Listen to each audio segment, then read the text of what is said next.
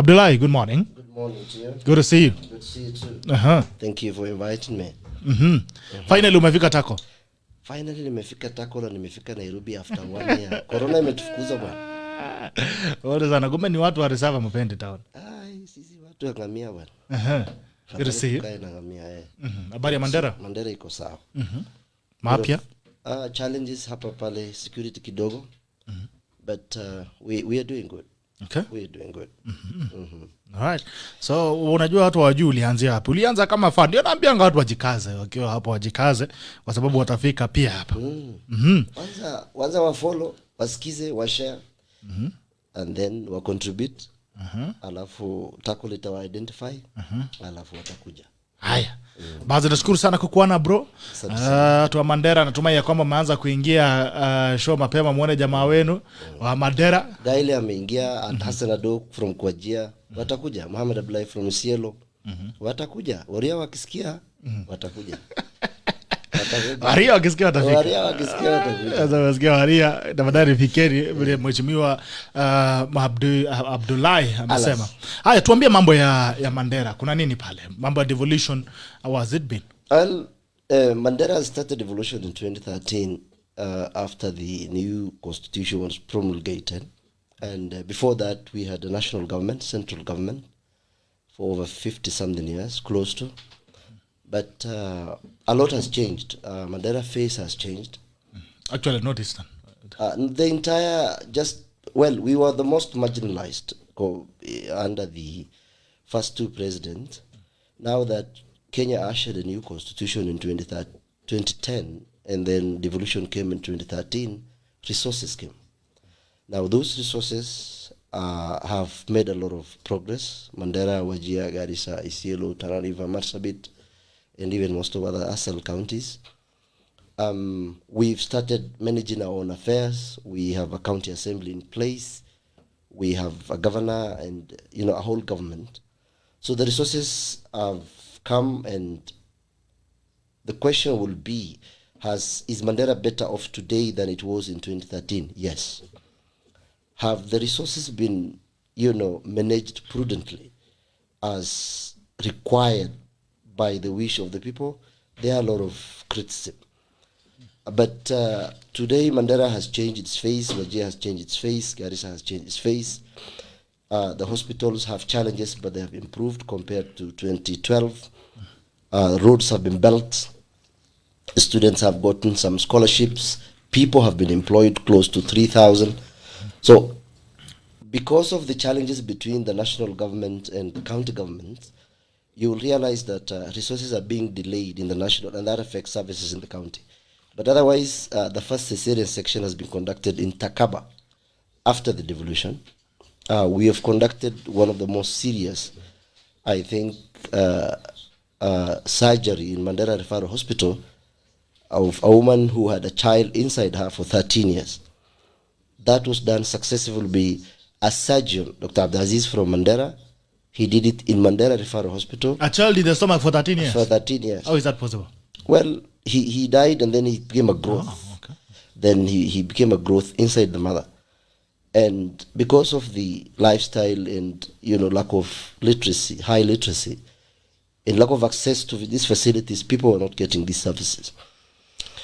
Now, the hospitals in the sub-counties have challenges, but compared to 2013, they're better off. We have employed nurses, we have employed doctors, we have employed surgeons, we have employed specialists. Mandera has a gynecologist. But there are challenges on what are the priorities for the people and what are the priorities for the county government. But is Mandera or Northern better than 2013? Absolutely yes. So we're making a lot of progress. Yeah. Okay. Yeah. So when you talk about Northeastern, it's a wider angle. Apart from Mandera is just a county among the ASAL county, the Northeastern region. And okay, you're saying that there has been pretty some improvements in terms of the development that has been happening in the country ever since. But the question, do you still feel, because there has been a conversation of resources, even as devolution comes in, we've been talking about there are not enough resources that have been developed from the national government. How has the feeling been? Is there a feeling of maybe the people from Northeastern have been delineated from the other parts of the country? There has been a conversation. Before, yes. Now, no.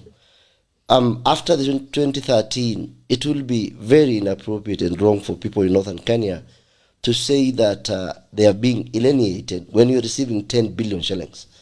But the problem in the country is the challenges we have in northern Kenya. Turkana is still the poorest county in Kenya. Mandera is the second poorest county in Kenya.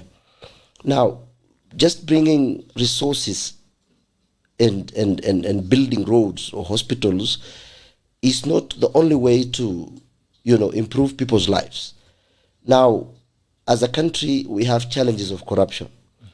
There is some elements of corruption, devolved in most of the counties, and Northeastern is not, any different. Now, on the issue of resource allocation between the counties and the national government, there has been a delay, either deliberately or by default.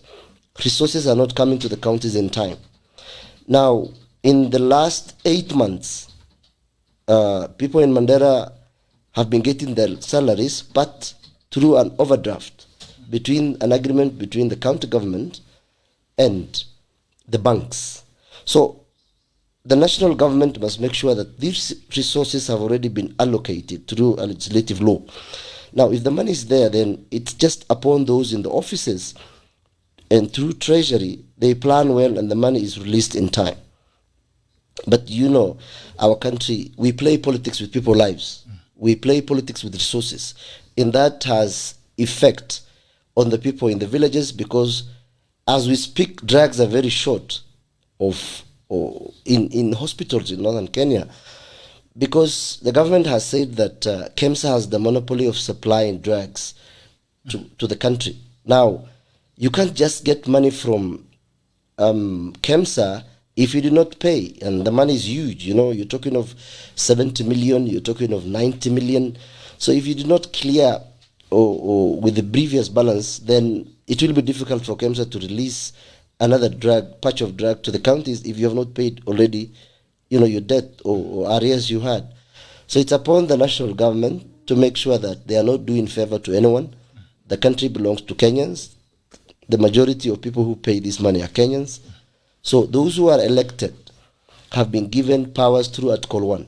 They represent the people. They do not own Kenya or own the money. They work for Kenyans. So they must do their job diligently and honestly and release the money to the counties. But the organs, the state organs or the institutions that are supposed to make sure that they follow issues of corruption, issues of public funds embezzlement, issues of financial prudence, like the Office of the Auditor General, the Office of the, Control of Budget, EACC, the National Intelligence, the Treasury. All these institutions must work together to make sure that the money that is meant for the people of Kenya, especially in those areas that have been marginalized for the last 50, 60 years, that is now catching up, that money is used prudently and it doesn't go to the pockets of individuals. Oh, hi. Even as you talk about the economy, there's also the issues, because security also affects the economy in a big way. There's been the issue the other day, there's a county vehicle that was found ferrying guns. There's been an insecurity issue in the northeastern region for a very long time. And I would really want to wonder, is it that there are people who benefit from the politics, especially when you find a government vehicle ferrying arms that are supposed to fund or actually to arm the militia? I mean, what's going on in Northeastern? Why do you guys keep fighting every time? What's the problem? Well, we are fighting because people have not gotten their social, life as they could be.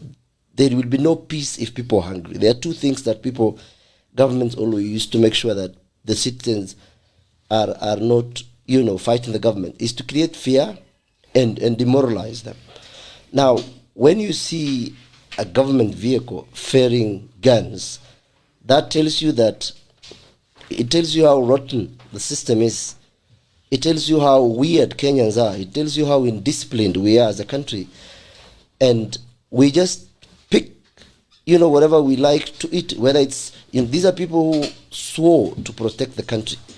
Now, in northern Kenya, remember, in 1962, people in northern Kenya never wanted to be part of this country. So it's through Kenyatta Senior that we were here. Now we are here.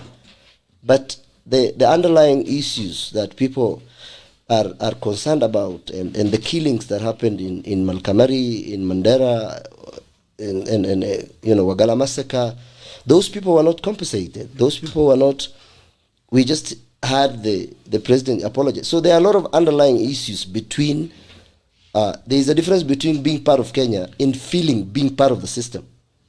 So if the government is there just to harass people, I'm not saying every time, but Northeastern is suffering because of poor politics in Nairobi. If the president and his executive were making sure that the policies they are bringing or trying to implement in Northern Kenya, they consult the locals. Because remember, we might be Kenyans, yes, but there is a difference between Northern Kenya and part of other Kenya. One, the people who inhabit there mostly are Muslims. Two, they are of Somali ethnic. The culture is different. The way even you talk to people is different. So when you bring someone from Kiambu to go and fight Al-Shabaab in Mandera, you are just killing that innocent man. He doesn't know. But the question is, why are you guys fighting? What's going on? Why? I mean, are you blaming the government for the fights that you have in between? No. You see, people fight over resources. Okay. So the issue is resources. People fight over resources.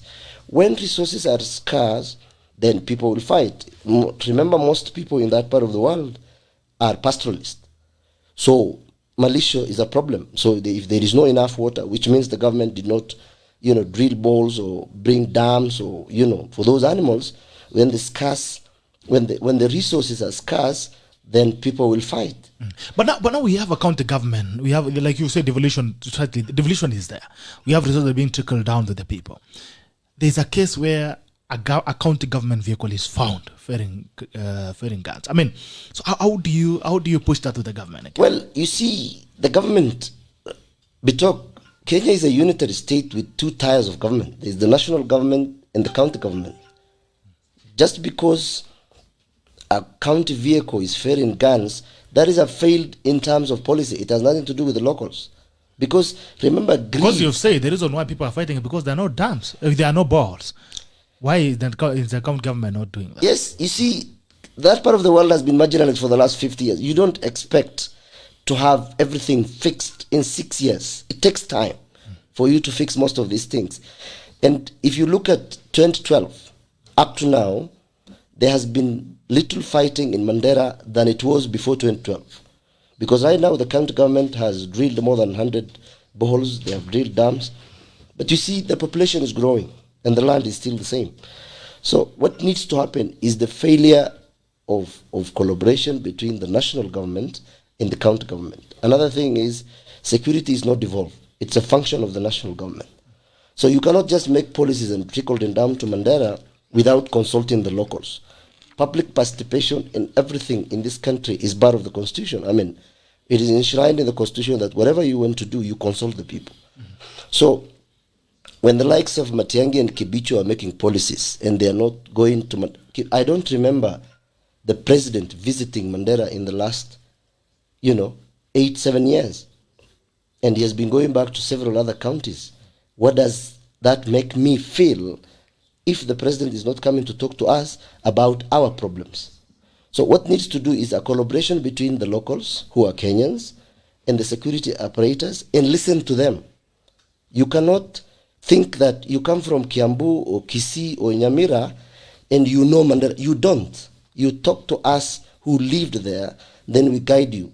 Right now, as the governor of Mandera said, 50% of roads are impassable because of Al-Shabaab. Why? Kenya is busy fighting Somalia. So, and internationally, it is not, news to see government using proxies, either in militias or terror groups, to fight other government. Because instead of finding, how do someone attack 200 kilometers into Mandera County? How? Where did he come from? Another thing is, Al-Shabaab is kind of a ragtag militia that operates within the 10s and 20s. Kenyans are using convoys of 15, 20 vehicles. How are you going to reach someone who is in the thick forest with a gun in the middle of nowhere with a bulletproof car? So the strategy is you train people from the pastoral communities. And I would like to tell the government, train people from the government, pastoral communities. We are not saying we are profiling. No. Kiambu and Mandera have not the same terrain. They don't have the same environment. They don't. So you need to have people who grew up in this part of the world, including the people from northern Kenya, so that these guys can be fought. They are very, they are not that organized. They just create fear. And when you create fear, you control people. So what the government needs to do is to sit with the people. And you remember Swale, the former RC in northern Kenya. He dealt with those guys and those issues were done. He was just during Kibaki time. So these guys can be dealt with. They are very few. They're young men. Some of them are semi-illiterate. Some of them are very poor. Some of them have joined for ideology. Some of them have joined for different causes. But the issue of Al-Shabaab in northern Kenya is because of the failed policy of the national government. Because right now, the county government of Mandera has employed KPRs, Kenya Police Reserves.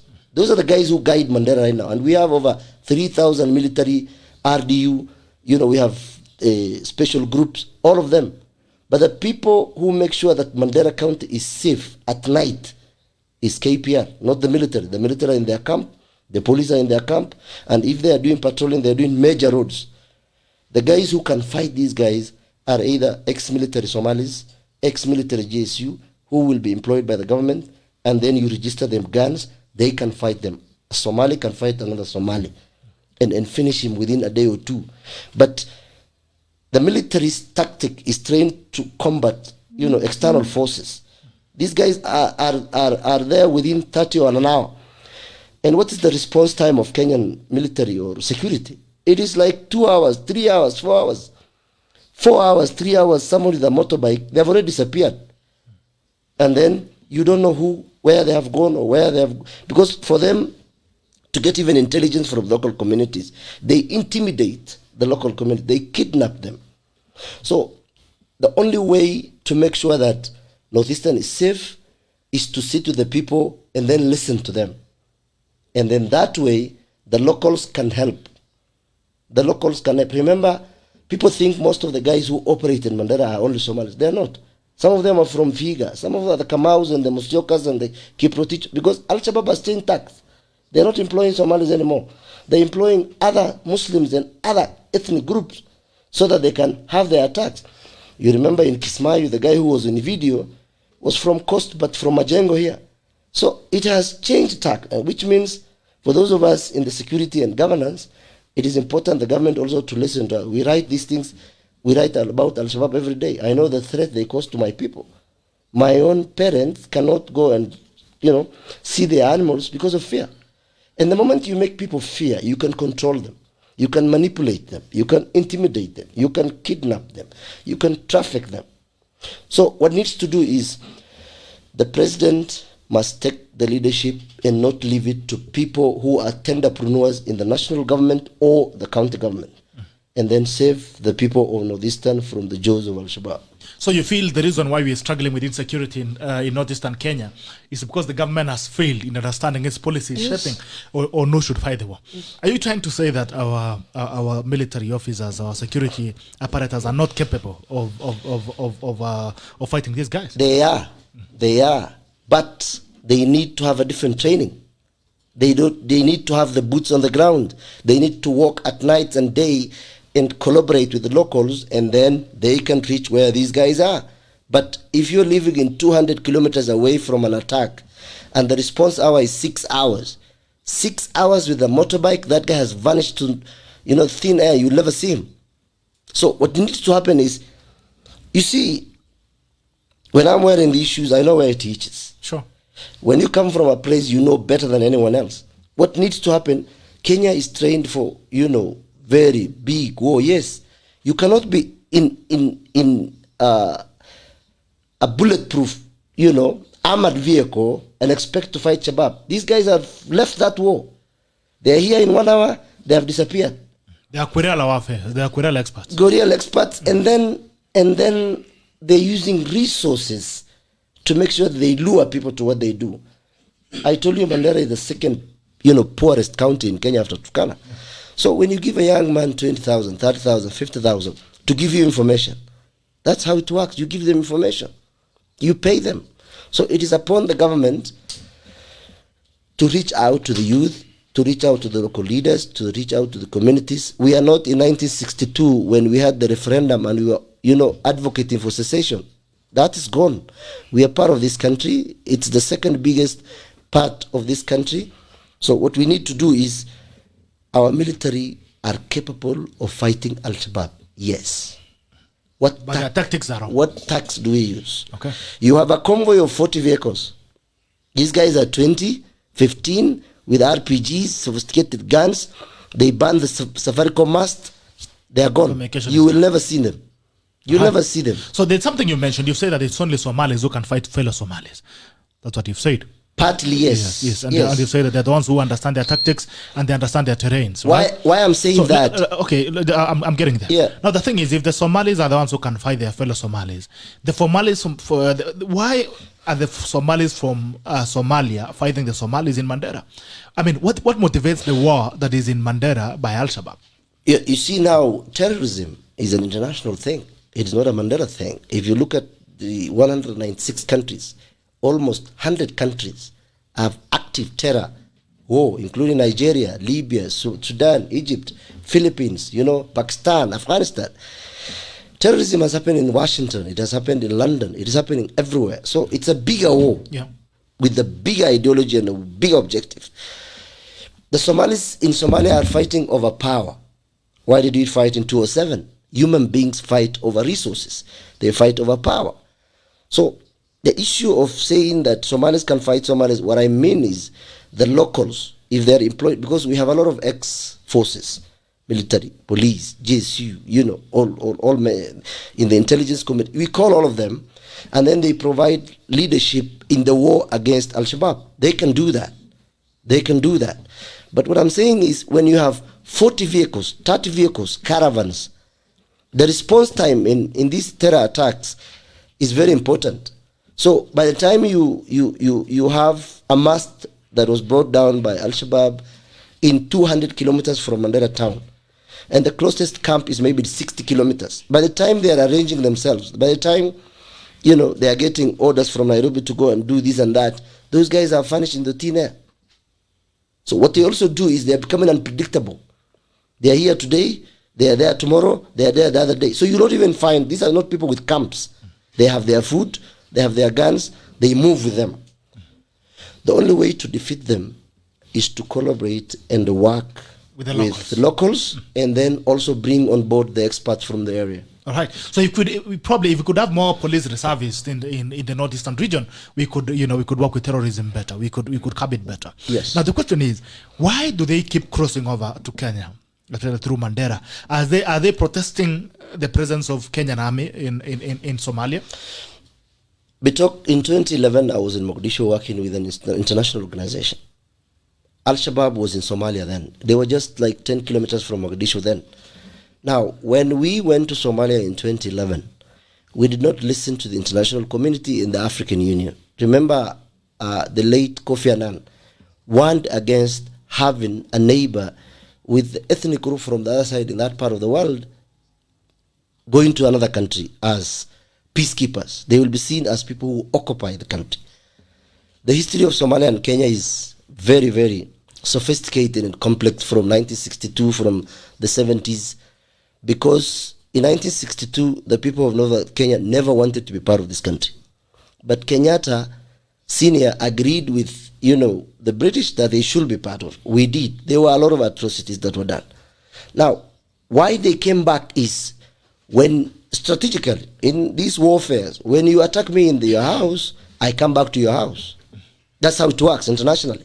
You've seen in Afghanistan, they are fighting the opium so that the drug don't go to the US. The Afghans are using opium so that it goes to US. So whatever you do to me, I'll also do it to you.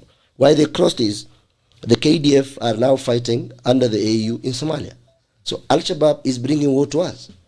What are we doing in Somalia? I mean, bring war, we bring you war. That's how it is. It's just like respect begets respect, war begets war. So what we need to do is, several Kenyans and professionals and academicians have also said we do not need to have our soldiers in Somalia. We need to have a buffer zone within our borders. To protect ourselves. Yes, 700 kilometers, and we don't even have the capacity to patrol the border. We don't have cameras or barbed wires or what. What happened to the one we were building in? Well, we will ask the president of Uhuru to tell us, the government of Uhuru to tell us. That thing is just, those guys, I think they took the wire mesh and the concrete stones. My dear, that wall was just, drama from the Jubilee government. It wasn't a wall. So there's no wall? There was a concrete, foundation or what? No, the concrete poles with some wire mesh. When you say a wall is, we know the wall in Israel and Palestine, or the one between Mexico and the US. But if you look at the pictures, you will see that they were just wire mesh and some concrete poles. And because of the disagreement between Somali government and the Kenyan government, it didn't continue much. Al-Shabaab has to make it more complex. By and large, we can protect our country if we have better policies and better prepared. All right. Thank you so much for those insights, Abdullahi, on Somalia. But I would also wonder, is that the same thing that's on Mandera? All right, on Mandera and actually the northeastern frontier. I would also wonder, is that the same thing that is happening in Kapedo? We've seen the military arms, struggling to repulse war in Kapedo, and I would also I'll also flash that across. All right, is that the same thing that you feel is happening in Kapedo? Because the security apparatus are being disempowered in Kapedo. Well, I think the pastoral communities in the 29 ASAL counties have almost the same lifestyle. These are people who have, huge animals, livestock, cattle, goats, camel, maybe a bit of farming. Now, protecting yourself is part of the cultural setup of any pastoral communities. There is a report by Geneva-based organization that said that there are more guns in the civilian hand in Kenya than in the government hands. So we're talking of, let's say the forces are around 200,000. We're talking of 750,000 guns in private citizen. So why are people fighting? One is the failure from the national government to realize that there are things you need to do on the ground. Corruption has, crippled everything we do in life, and those people are fighting because resources are scarce. There has been a long culture that needs to, the government to have policies against for a very long time. So why do you think 50 police officers were killed in Kapedo, 200 Kenyan or 150, military men were killed in El Ade? It is because the government of the day is led by elites and people who are just looking at it as a business venture and not as a service. The government for the people, by the people, and that people talk about. So it goes down to the government. If your citizens have guns and they're killing each other and they're killing the police, then the people in the top are doing very wrong thing. Okay, so that's some things that we're having, the problems we're having in Kapedo. Muchendu, I would like you to chime in. Kabla hatujaanza, I'm not giving an opportunity to speak. Maybe you have some comments to make on the same thing, on the issues of insecurity and Garissa, where apparently they closed down a teaching college because they were claiming the locals who are in that college do not meet the necessary qualifications. But you see, we have had teachers from Kiambu and Nakuru move away from there, citing insecurity, leaving the kids of northern Kenya without education. So it is very simple, and that is what we are saying. You basically have to involve the locals. And as you have said, we have so many ex-KDF people that we are paying and we can utilize their prowess to train these people so that we can get. It is true. I've lost a friend in northern Kenya, and the response time was 7 hours. That was in Moyale. 7 hours, the nearest people who can respond are in a 7-hour drive, honestly. 7 hours drive, I will have moved from Mombasa, brought a vehicle in Nairobi, and probably be on my way back. So therefore, that is something the government needs to address carefully and involve the locals. If you do not involve the locals, that is it. Why have we had Al-Shabaab attacks increase when we went to Somalia? It is that Swahili saying, Swahili alisema nipe nikupe. That is what Rais anasema nipe nikupe. Hapana, Raisi amefanya, he is ruling with something is called fanya fujo uone. So usileta mambo ya Raisi ya nipe nikupe. So basically, I'm saying that we need to address these issues. If you look at the money that is being given to county governments in northern Kenya, we also need to ensure that government, because this is a unitary state, it is not a union, it is a unitary state. So we need to ensure that the money we give there is being used, because today county governments do not have the function of security. And yet, if you go to Mandera today, the people with so many government vehicles, more than the national government, is the county government. So can't we have the, what we call it, there is the organization, the Intergovernmental Relations Unit, come together and discuss about cooperation between county governments and the national government to enhance security. Let's create a fund within. Today we have what you call the police reservists. Why did we give the police reservists?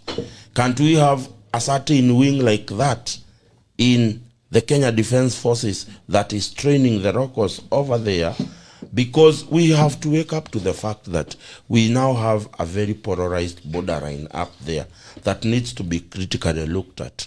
And it's only a fool who will just assume that there is no problem. I saw the president the other day with the Ethiopian Prime Minister opening a rink there. That road, it will become a road of death if we do not address the issues of security. And the president probably may not have understood the polarized nature of that border, because whenever the president is visiting, there is beefed up security, there is advanced teams coming. So he may not understand the nitty-gritties of what happens when there is no dignitaries coming to Moyale. So today, we need to look at it, because we have a massacre going on right now in Ethiopia. So we are expecting that even as we receive, because automatically being people who are signed treaties to be hosting what we call refugees, we are expecting that one way or the other we will have refugees coming from Ethiopia when this thing escalates. It is not certain that it is only refugees who will receive. We will also receive people who want to come and do harm to our country, masquerading in that nature. So I think, as he has ably put, the government needs to be very deliberate on how to deal with insecurity, how to deal with a very polarized border in that part of our country. That there is no other way around. There's no shortcut. No. That's interesting. And also there seems to be war in the region, Djibouti, Somalia, and Kenya. Somalia blaming Kenya of interfering with the sovereignty of Somalia government. And there is a meeting that was done in Djibouti. Is a chair of IGAD. And there was a report that was done by IGAD that said that Somalia are being insincere. And now there's a war between Somalia and Djibouti. And it's overflowing to Kenya. So, you're going to see how that's going to turn out. Another problem, when we invaded Somalia, one of the biggest business in the port of Mogadishu is charcoal. Yes. Taking charcoal to Yemen and other countries. It is being rumored that when we invaded there, we also occupied those businesses, which is giving Kenya all these things, you see, because you cannot invade a country and take over the biggest port in the country and then invade the biggest business that country has been doing, whether it was being done by terrorist groups or what.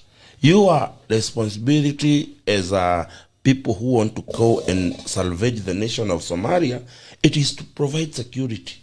Not to sell charcoal. Not go and sell charcoal. It is being rumored that it is the business that KDF took over when they went to Somalia.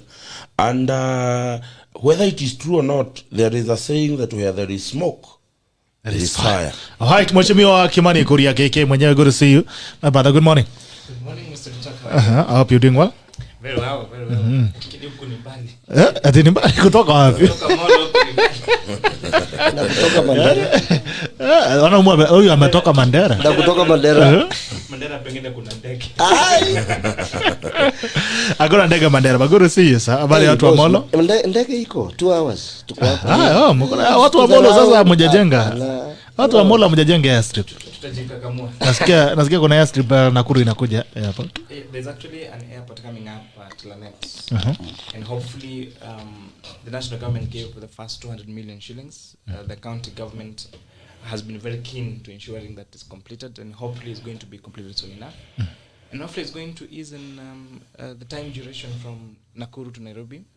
But also I know there is a loan that was approved by Treasury that's meant for the dualing of Nakuru-Nairobi highway. And hopefully all this will make sure that there is a smooth running between ease of transport between the great county of Nakuru and now to be the fourth city, and Nairobi city. Mnataka kuwa city Nakuru. Watu wa Nakuru mtaka kujenga city. That's a good ambition. By the way, now that you mentioned the issue of dwelling, what could have been easier between making an highway, an expressway between Mombasa to Malaba than doing SGR? Sorry? What could have made more economic sense? Doing an expressway from Mombasa to Malaba through Nakuru, or doing the SGR that had disappeared somewhere in between?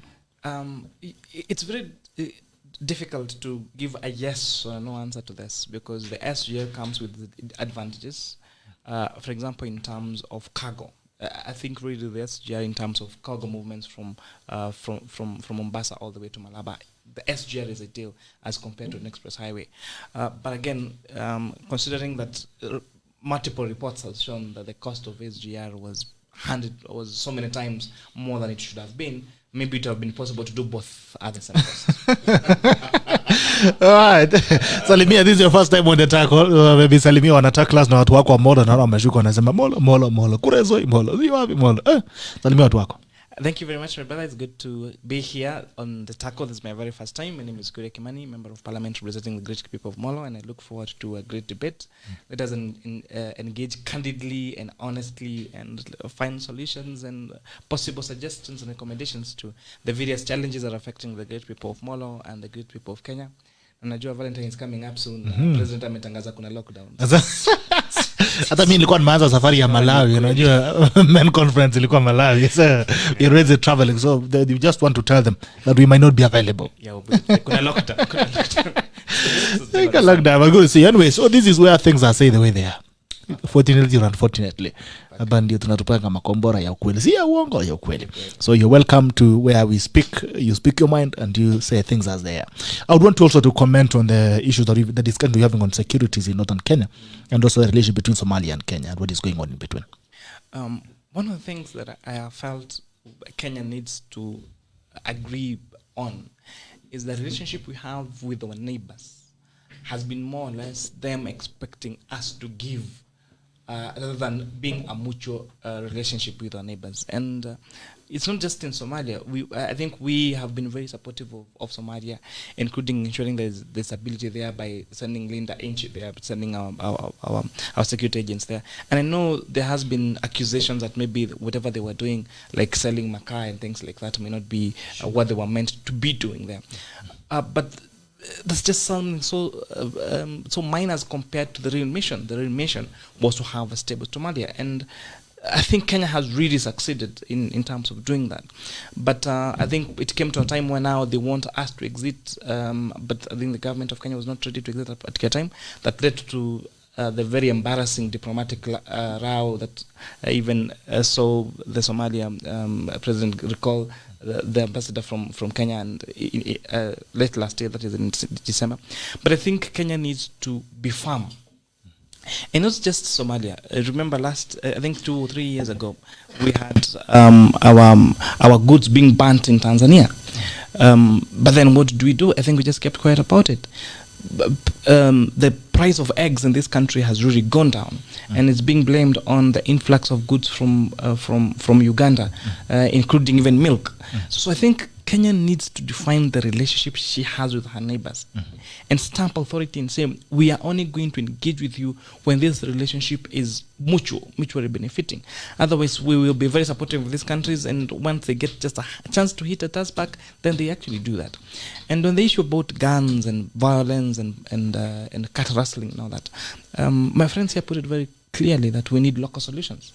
And some of the times we want to export or to bring Nairobi solutions to problems that you want to take a solution from Nairobi to people and deliver the solution in English to people that don't even understand Swahili.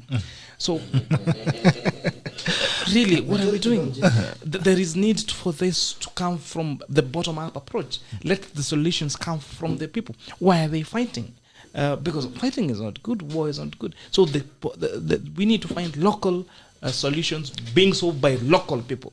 But this exporting Nairobi solutions and going there in suits and speaking out of English and diplomatic words to these people, it may not make sense. The solutions need to come from them. Kiingereza mingi na katwa ndio alisema. Kiingereza mingi na katwa. Kiingereza mingi na katwa.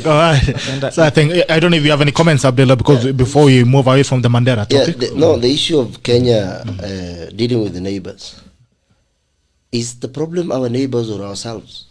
This is a country that is very corrupt. The president said we lose 2 billion. When a society has no ideals, and the only ideal it has is money, why do you think Ethiopians will still come? Because they will pay money. Somalis will still come because they will pay dollars. Ugandans will still bring goods because the guys at the border are corrupt. The guys so it is systemic failure of Kenyan systems that the foundation that we got this country in the first place, we did not have we did not aspire to build a modern state. A modern state is a state where people have equal rights, people have equal opportunities, people have, equal respect. But today, let's say President Uhuru Kenyatta wants to visit Parliament. Have you seen what happens in those roads? Yeah, go to Amsterdam and see how the Prime Minister does his work. He goes to the 3 Prime Ministers of Norway, Holland, and Denmark were meeting. They all came with bicycles. That's a modern state. Unataka Uhuru kuja na bike. He can't even walk. What was Uhuru before he became a president or a prime minister or MP? He was a son of a president. Not only so son of course of a he has not president, worked. he was a bank teller in the CBD. He just grew in the rank. There is nothing special being a president. There is nothing special about being an MP. There is nothing special being a leader. You are supposed to serve your people. Okay? Why do you need 20 caravans of vehicles to go to State House, from State House to Parliament? Which means the system you're leading has a problem. You're fearing your people. I haven't seen Uhuru, greeting people in the CBD with 3-4 soldiers guarding him. Maybe from a rogue guy like in Kilifi, the guy who attacked Raila. We don't want such people to happen to the president. So we need some security, some form of security, yes. But if the president cannot just abruptly visit Nyaya House and greet his people and tell them, how is the situation here? That is leadership. But when you're coming with all these, vehicles, what are you telling us? You're telling us that I am the guy. I am very big. Kibaki was a president. Kenya was thriving. We had a very humble guy. Alikuwa anatuambia nyinyi msipoacha hii upuzi yenu mtakuwa tu mafia kuku. And we used to laugh. So when my Mheshimiwa is a member of parliament, yes. When was that parliament opened? From 1963. There are men who passed that parliament and left. Where are they today? It is what you leave for your country that matters most. It's not who you are. In November last year, I traveled to Holland. When you leave Chipotle Airport, you take a train. You just use your visa card from Kenya. From about 90 kilometers of a train, you use like 7 euros. You are light, you take another train. And you don't see a police officer there with guns. You go to the airport, the guy asks you, why are you in this country? You know why? They took care of the problem that could have brought violence. There are no prisoners in Amsterdam. The jails in Holland are empty. Why? Everybody was given a house. Everybody is given a card. You know, it's literally a crime to feel hunger in those streets. You get a food bank. You go to a supermarket. You get food. You know, for free, because the government is utilizing the taxes very well. Your work is to pay tax and follow the law. You pay the tax and you follow the law. The rest is for the government. What do? The school is free. The health is free. We can do it. Ghana did it. South Africa did it. Rwanda is doing it. But because you are Kenya and we value cars and houses, those things don't bring ideals and values to people. It is how we live as a community. It is the heart that matters. Look at what's happening in the political arena. So for you even to say we are going to have good relationship with our neighbors, before you even reach there, let us look at our fundamentals. J.M. Kariuki died because he said Kenya is a country that has 10 billionaires and 10 million beggars. He died for it. How was his constituency when he was there? They had taps of water and everything was good. One guy, he was a Kikuyu. So people died for this country because they wanted better. But the deep state and what is happening currently in the country, we will not prosper as long as the president is telling us that I don't know what to do in State House because people are corrupt. 2 billion is stolen because I don't know what to do. Murade is telling us that building has its share of corrupt cartels. Embarrassing. A whole cabinet secretary. What do you want me to do? What do you want me? What do we do now? Do we go home and cry and expect Jesus to come back? You have instruments of power. Right. Yes. Muchendu, maybe you wind up on that discussion on insecurity in the northern frontier and as well the relationship between Kenya and its neighbors. I think that tukuje sasa nyumbani. Nimeona Mohamed ashaingia nyumbani. Sasa toka huko kwanza. But I think as he has again put it so well that the heavy presence of police even in our churches, in our mosque, will tell you how much we fear each other in this nation. Yes. That you cannot move around because you fear the president. You saw the other day when the president was in Sagana and he was visiting a market at Chaka. There were a line of security officers, like 20 of them, keeping, and it is central Kenya, keeping 6 or 7 meters away from the president. He's addressing them. He cannot even look in the face to the people who are near him because the security is blocking them. Because the president fears his own people. What are they going to do to him? Lakini kuna mtu hapa amesema mmedanganya. James Mwenda amesema tuambie kwamba rais anaendanga CBD usiku. Sasa unajua usiku unajua yeye ako kwa private anajenga nchi usiku. Anajenga nchi usiku anyway. The point here is because we do not I have seen him go to the CBD to check on what Nairobi Metropolitan Service is doing, which is actually degrading the work of president, because inspecting those projects in Nairobi is not even the work of Badi. Badi ought to stay in the office and give directions. Mushatoka notice and mpaka mmeingia Kenya. We are talking about insecurity. And we are saying now bitoku leo usituharakishe bana. Tupeleke pole pole. We are simply saying that the way we handle our internal security at foremost will determine how we handle our international security. If you look at today, we are spending. If go to your place in Moro, where the town you live, you realize that banks are getting more security than the local mwananchi. We pay police officers to take care of the common mwananchi, but that officer ends up being posted to take care of a bank so that he can be paid 2,000 shillings at the end of the day. This is very embarrassing. The ratio of a police officer to a local mwananchi, it is so dilapidated that the ratio of a police officer to a bank is so amazing. These are some of the things we need to look at. That how we address the issues of security ourselves And it starts not even from the government, from where we live. How do you live with your neighbor? How do you live with your neighbor? The other day, I visited a certain place not far from where I live.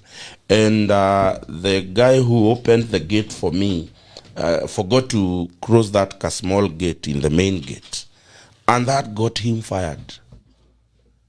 Because he forgot to open. Why? What does that tell you?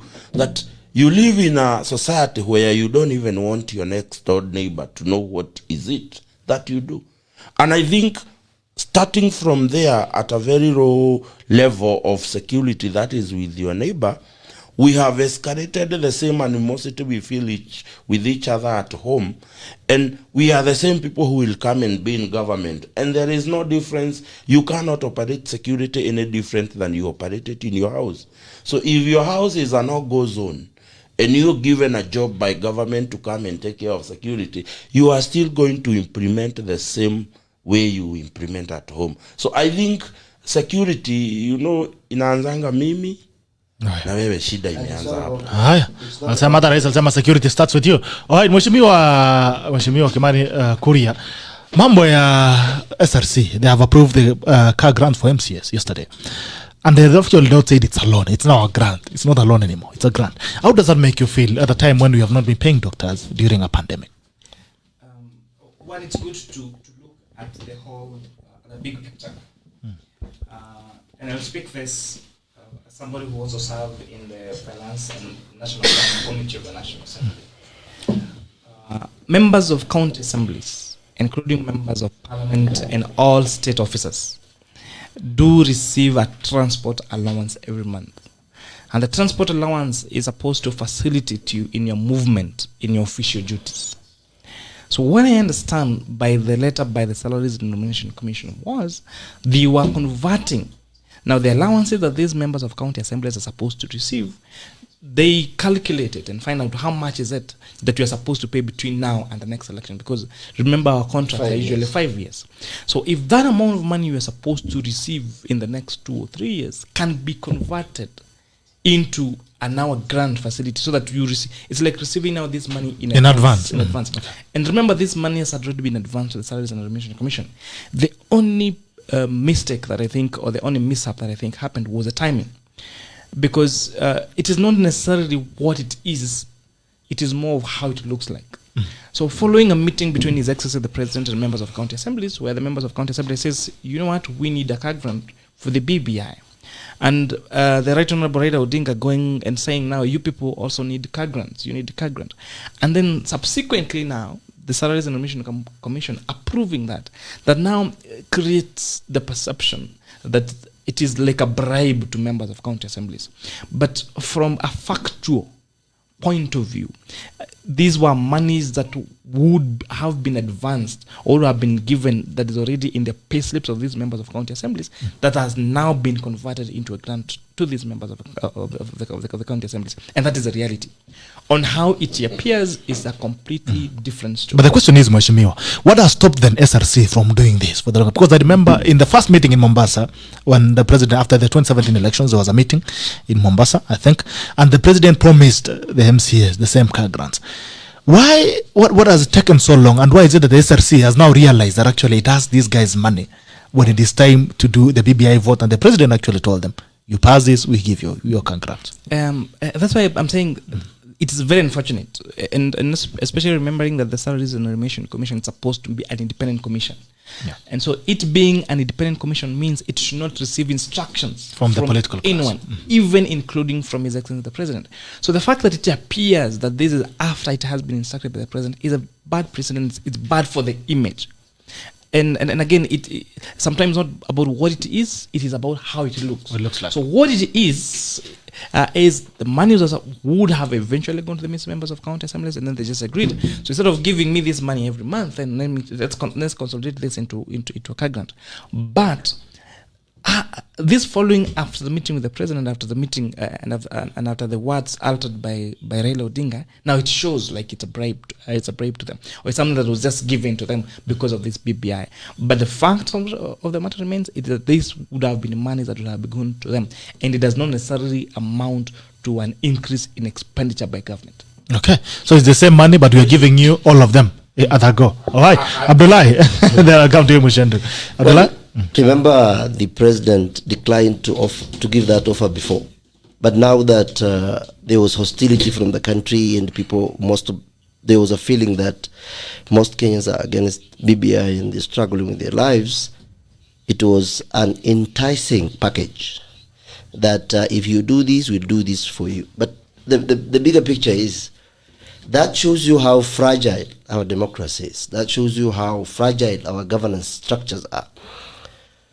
The president is the president of the Republic of Kenya. When he met the opposition of this country, he did not consult anyone on how he wants to do things. He was given the presidency so that he leads people, and anything he wants to do, even though he has powers, still you need to consult the people. Now, that did not happen. Because I'm giving you the genesis of why we have these now.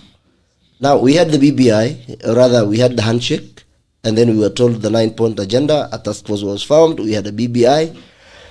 It's inevitable that it goes to the county assemblies. They need more than 24, and then it goes to parliament or maybe the Senate, like that. Now, there was this fear. Remember, it was fast passed.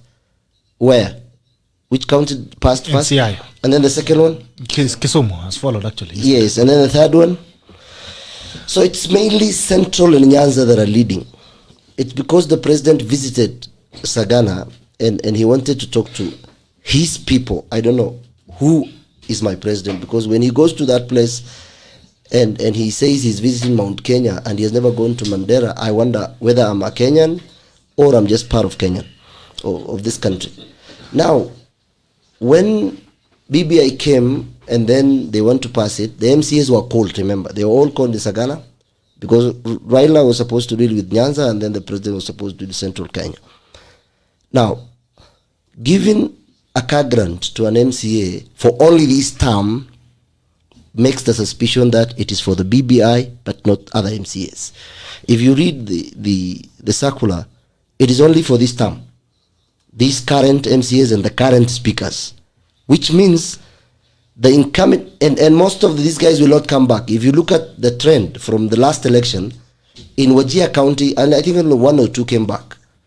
In Mandera County, I think there were 3 or 4 out of 30, which means the guys the president is giving car grants are most likely not going to come back because of their record in the county assemblies. Where does that leave the incoming MCAs who will want the car grant? Because the MPs are still getting the car grant. So the issue of having policies and legislative on people's whims, not how strong our Kenya is a constitutional democracy. So everything is fought within our constitution. So the president and everyone else has not consulted anybody on what he does. He does not own the money because it's the taxpayer who is paying that money. He is in charge of the country. Tomorrow he will leave. State House is not Uhuru and Uhuru is not State House. So it was a corruption that blatantly did not respect the Kenyan people, and these guys just want BBI. Why is that is 4-point-something billion bitok. That can pay all the doctors and nurses. It can employ teachers for MOLO and Mandera. It can build classrooms in Rift Valley where there's flood, and we'll have the balance to do, maybe give it to Nairobi Metropolitan to be doing the pavements for us in South Sea and Eastleigh. We'll have that money. But because the power that be, and the biggest problem we have is the leaders in this country have conflict of interest as a country because they are tenderpreneurs. They take big chunk of contracts. Remember, there is a report, I think from Parliament, that 30% of the budget is stolen at the budget making process. So kila mtu anajiwekea wakubwa yangu weka hapa, wewe weka hapa, wewe weka hapa. Budget ikitoka, we are told that money has delayed, money is that. So I think it is not necessary. Some of us are asking whether we can go to court and even stop SRC from doing that, because there was no public participation to what they were supposed to do. They did not consult anyone. They do not have the powers to do that. They need to consult Kenyans on whatever they are doing. SRC is an institution that is paid by Kenyans. It belongs to Kenyans. So you cannot just tell us we are paying car grants to 1,450 MCAs where 772 are nominated. Some of them even have never spoken in parliament. I think it was Kisumu or somewhere in Nyanza. 16 MCAs have never spoken in the assembly.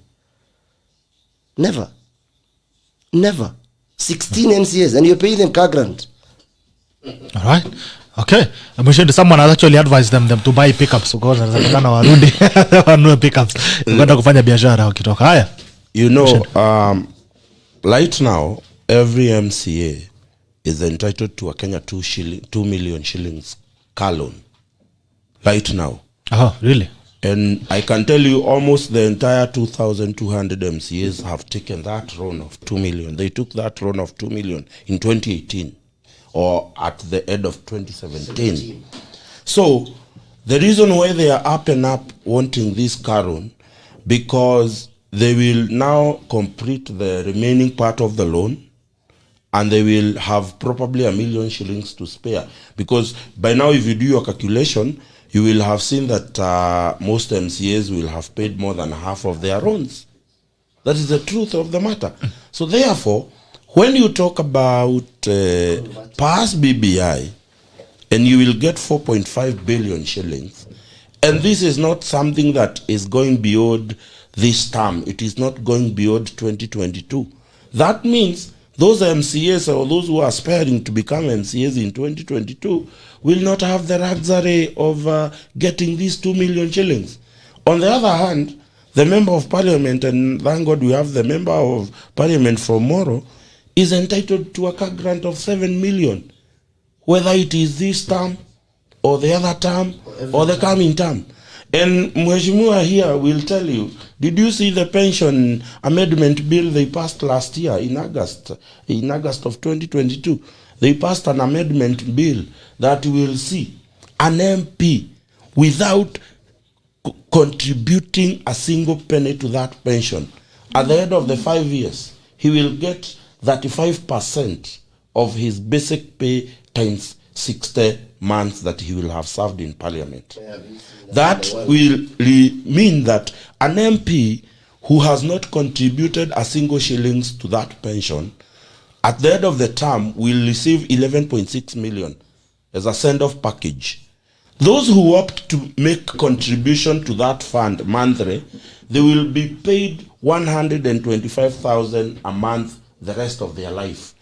My MP here from MOLO is a young man. Can you imagine that if today he was to exit 2022 out of parliament and he has made contribution to that pension, he is going to receive 125,000. Yes. Now, they go ahead to give us a burden, the same MPs. Those MPs who served from 1984 to 2001, to date, they were receiving that 1,000 shillings as pension every month. It has been raised to over 100,000 shillings every month. Now, I don't have a problem with an MCA receiving the same thing the MP is receiving if it's about giving our readers. I have the problem that this is a one-off pay for this term. It is not something that has been enacted in the Pension Act so that these MCAs can receive. Therefore, if it is a one-off thing that the president said it a week ago in SRC, she's called Megich.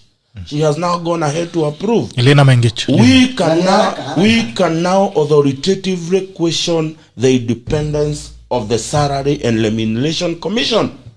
Because let me tell you, who bewitched this country? The doctors are still at home.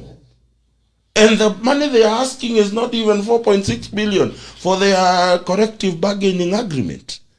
But daktari akae nyumbani kwanza, BBI ndio ya muhimu. So me, I am calling Kenyans, not even to, kama wanataka tuipitishe, anikujie na kaa grant hata kila Mkenya akuwe na probox.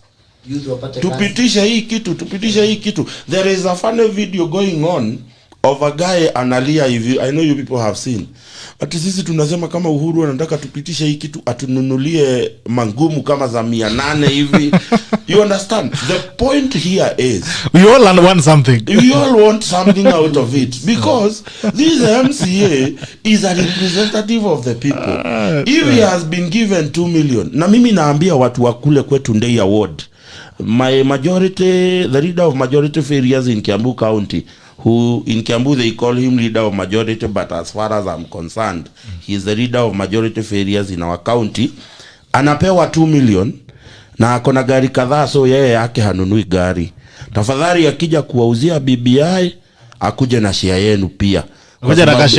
Akuje na kitu nini, because let me tell you, and I will say this, the idea of giving MCA's car grant did more harm than good to BBI, if you ask me. All right. Mheshimiwa KK, mambo ya Jubilee Page, I think naona pia kama bado kuna maneno kidogo ya SRC, lakini tuende pia to Jubilee Page is going on. Maybe you still have any comments to make on the SRC?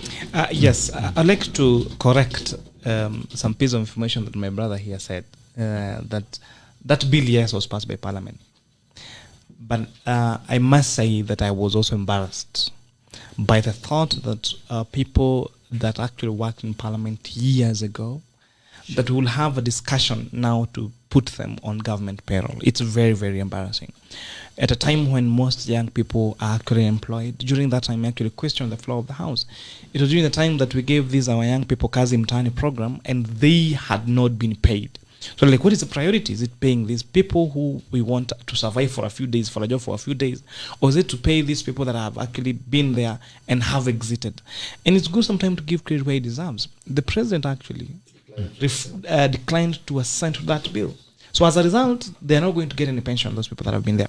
And it's important that even when we lash at the president for not doing some things, then there are many things that he has actually done it correctly and corrected why it's supposed to be. And I really give up to the president for actually refusing to assent to that pensions amendment bill that would have meant that would have continued to pay. The president has refused to give that money to MP, and he did a good thing. But he just, the other day, spit on it, taken the entire sum of money and given it to the MCA. So you cannot say that he has done a good thing. Yeah. The pensions was a good thing. You raised the issue about the purge. I mean, we've the other day, Kangata, the only crime Kangata did was writing a letter. A letter that said that these things you've given us to go and sell, the people have refused it. This is a letter saying, ni kama wewe ni kutume ni kuambie enda MOLO, enda Kuresource Center, ambia watu nataka kuleta breed mpya ya nyanya. Because mnapanda nyanya huko sana ama kitunguu. Uniambie watu wamesema hiyo breed haiwezi mea MOLO. Uje uniambie Bitok, tunashukuru sana kwa ile mbegu ya nyanya na vitunguu, lakini watu wamesema hii mbegu haiwezi toboa hapa, mvua ni mingi ama topography ni mbaya. The only crime he did was writing a letter that he felt came from his people, and he actually said that he sent it to the presidency. How he doesn't know. I mean, of course, there's a question of political formation in terms of parties and all that. Many party members, even in ODM, have been seen to be having romantic relationship outside their parties. You know, is there someone who is deliberately killing Jubilee before the next elections? What's going on in Jubilee? Because I mean, the kind of decision that's being made is quite crazy. For a very long time, we have formed parties not based on ideologies, but based on individuals. And it's very important to realize who are the owners of these political parties. I think that is the first place. Because as long as you decide that I'm going to be a candidate for UDA or UDM or Jubilee, whatever party, you must agree that that party has the owners, and what the owners say, you get to do. And if you don't get to do what the owners say, then actually you're in trouble. And that is a reality. If you do not want to run by the guidelines of a party, then the constitution gives you the mandate to run as an independent candidate. We have seen in other countries, even in the US, where so Republicans or Democrats have been lashed out and whipped by their political parties by going against the stand of the party. And on the issue of Kangata and the letter, I'll give the analogy of a family, a husband, wife, and children. So if you are the husband, say, now, sisi, kama wadhetako, tutatoka hapa, tunanunua studio ingine kule, tunanunua nyumba Runda. Na umetangazia watu, umesema tunataka kununua nyumba Runda. Lakini bibi anajua hauna pesa ya kutosha. So atakuja akuambie jioni, wewe mzee, Unasema utanunua nyumba Runda lakini hakuna pesa. Ama ataenda kwa sokoni asema achana na hii mzee yangu hii yanashinda akisema tunanunua nyumba Runda na hana kitu. So it's not about the message. It's about how do you portray the message. And I think the Honorable Kangata is lying when he says that the letter actually leaked to the media. I actually believe that he actually did that deliberately. So it's not about who, it's not about the content of the letter, but how do you get to communicate? Because, and I'm saying this with as honestly as, you know, being even honest to myself, the internal affairs of this media house that need to be tackled internally and not necessarily being taken out there in the public. So I think the mistake or the blunder Kangata did was, you know, this is fine, this is the rating on the ground, but as a chief whip, then you have the mandate to use your meetings, your party leadership meetings, to convey this message. But now, writing that letter, what is the difference between you and local Mwananchi? But the question is, let me ask you, Mheshimiwa, you're a young leader, right? You're a young leader, and probably you still have a lot of way to go. You still have some time to lead the people. If God gives you an opportunity. The question is it only one narrative that matters? If you go to MOLO today, and the people of MOLO tell you don't want BBI, you don't have the right to speak it out and say the people of MOLO have said they don't want this thing. It's a crime, and you'll be punished for that. I can. Is it only one narrative that matters in the presidency, to the president? I actually can, because I am a member. I'm just a member of the party. I am not in the leadership. So I can go and say these are things. I have actually pointed out that there are some matters in the BBI that I feel should be here, or things that people are not comfortable with. And I have the right to get back to the president, to get back to my leadership and say that it's a difference when you are in leadership. And not in leadership as a member of parliament. When you are in, because this matters, for example, the things that I go and find, we have particular issues politically with our party. I escalate it to my, for example, chief whip at parliament. I escalate it to the leader of majority, and expect that matter will escalate to the highest office in the land, the party leader. But if you are, you know, it's like this. Let me give an example. It's like how elected leaders will go to. If for example, I go to a public baraza or a funeral, and I start complaining about how a particular road has not been done. So, what am I telling the people?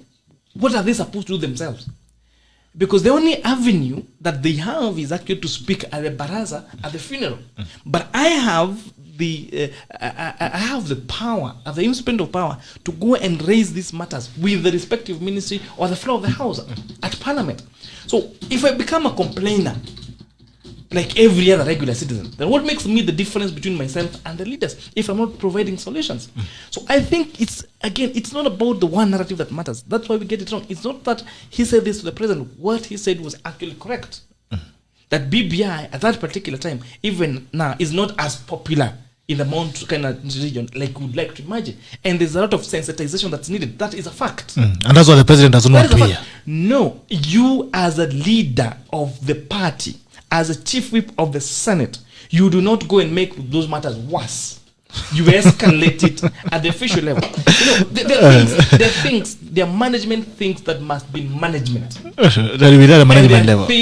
things that must be dealt with at management level, and there are things that should be managed at the market level. I think today, if there's a visitor who would come to Kenya today, they would think BBI is a road that's being built somewhere, and it's a government project that's being built to people. Anyway, Abdullah, you know that. It is actually a government project. Does not want to be Mugende akifika anafikiria hii ni airport inajengwa na Nakuru ama. He is very careful. He does not want to be de-whipped. I'm just saying that anasema nikosoe nikukangate. Anasema nikungate. So the thing is, when you look at the political party system in this country, the political parties have been tribal outfits led by people who had interest of just ascending to power. You tell me from 2002. Remember, President Uhuru Kenyatta was the chairman of KANU. Is it? And then he was removed. He came to TNA. And before that, we had PADU. Now we have Jubilee. And then UDA is coming up. So political parties that are weak are also making our economy suffer. Because every time we have uncertainty, every time we have issues of, you know, democratic values that are not still within our parties. Yesterday when the senators were ousted, and I think they have gone to court, and even that came to play. I asked myself, how fragile is our democracy? Because we have borrowed a Western style of democracy, yes, but did we modify it so that it helps our local population? You cannot compare Kenya with the US or the UK. Maybe we should compare it with South Africa or Botswana or Malawi or Zambia or Ghana.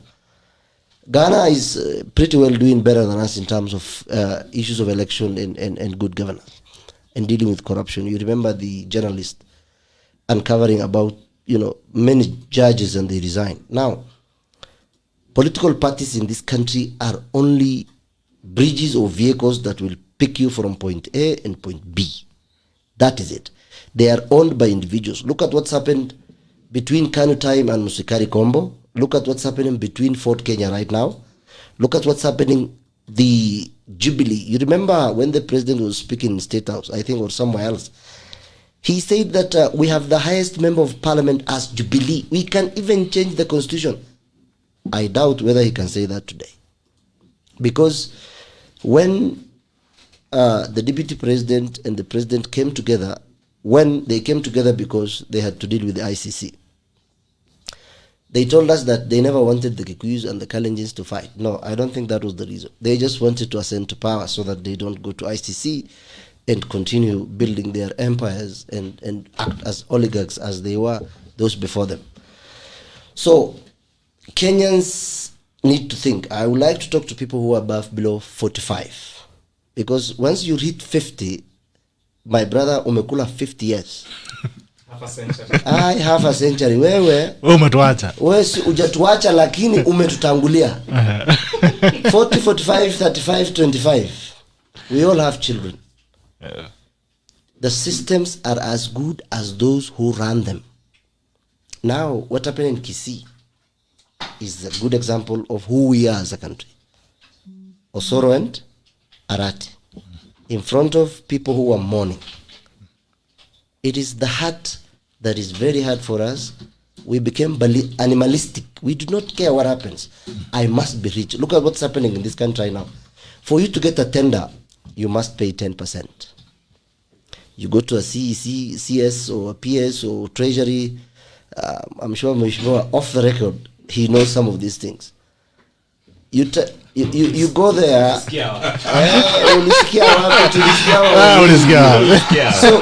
when you go there,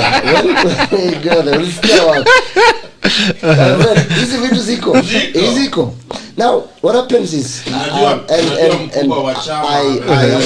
throw it to you. I don't have a company personally, because when you buy tenders at 10%, you do not get fairly. You've eaten your margins. No, you've even treated other people unfairly. Two, unaambiwa si unajua vile utafanya. You know what you'll do? Unajua utafanya maana yake ni nini? Look at the richest people in government. I was listening to that MP from Central Kenya talking to Murade. Yes, Gachagua. Gachagua. He told him 2013, before Uhuru came, you were broke on a national television. And I was listening. I was home watching late because I wanted to hear the discussion in this country. He told him on his face that in 2013 you were broke. And he told him, can you disagree? Disagree. He was broke. You could see how Murade was acting. If you could read body language, it was like, Gachagua, why are you doing this to me? I am your brother. You see? And that guy did not utter a word. You see?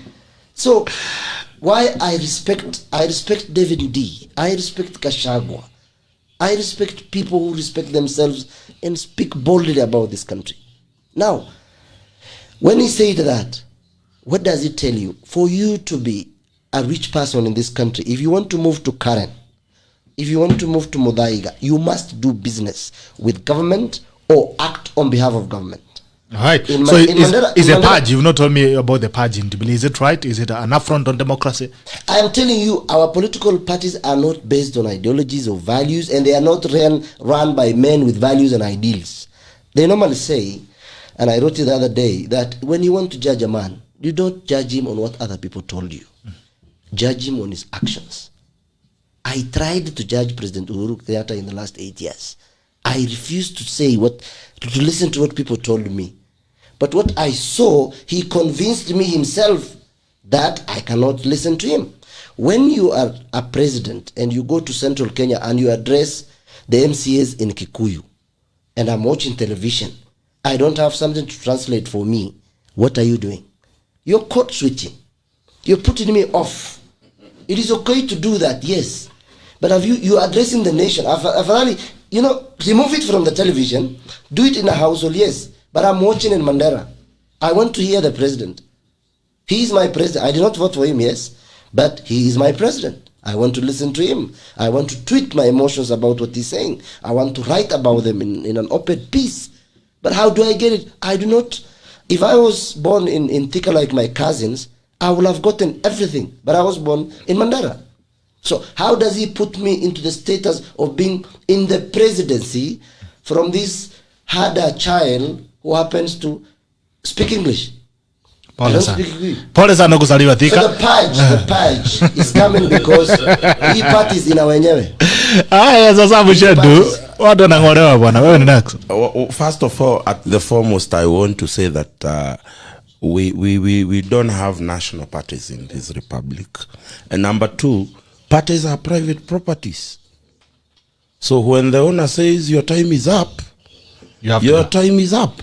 Let me tell you, this country, parties are not run on ideologies. Parties do not have a stand on issues. If you look at the politics of the UK and the politics of the US, where you see, if you go to the US, the Republican Party is known to stand for the rights of people to own gun, the rights of religion not to be defied. If you go on the other side to the Democratic Party, you will see that they are known to stand for economic freedom and making sure that the economy of that country flourishes. So therefore, you do not have if today you are asked with all honesty in mind, what does Jubilee stand for as a party? Tuko pamoja. What does it stand for? I saw a joke the other day and I laughed at it, and they were saying, they were looking at the cost of the party symbols for every party. Ukienda ODM ni chungwa. How much does a chungwa cost? Wanasema ile chungwa mzuri ni 30 bob. Ya South Africa. Ukienda hii mpya UDA, wheelbarrow, wanasema ni 3,000. Ukienda ingine ya huku coast iko na Mary, wanasema Mary iko na mamilioni. The only party that has something inapeanwa free, yes, an umbrella ni 300. The only party that has something that is given for free ni Jubilee. Tuko pamoja. Salamu, you don't sell salamu. And you know, the person who was doing that,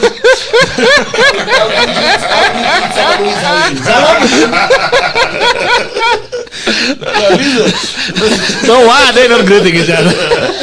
No, let me tell you, it is on a lighter note, but the person was trying to bring a message across that the ruling party does not have something it stands for today. Because let me tell you, you are here accusing Senator Mwaura. I am at no place supporting what Senator Mwaura has done, because I believe we have the Political Parties Act for the purposes of safeguarding political parties in this country.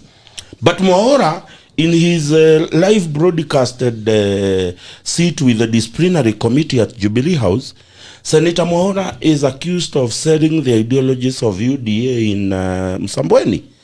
Today, about 4 or 5 months ago, I remember one nominated MP called Maina Kamanda, studying at, what do you call it, Upper Hill office, the Right Honorable's Upper Hill office. Capital Hill. Yes, standing next to the candidate, ODM candidate, and supporting that candidate. I have seen countless times members of Jubilee nominated. We are not talking, because removing somebody like Mheshimiwa here who is elected is not something, because he has the mandate of the people of Moro. These are nominated.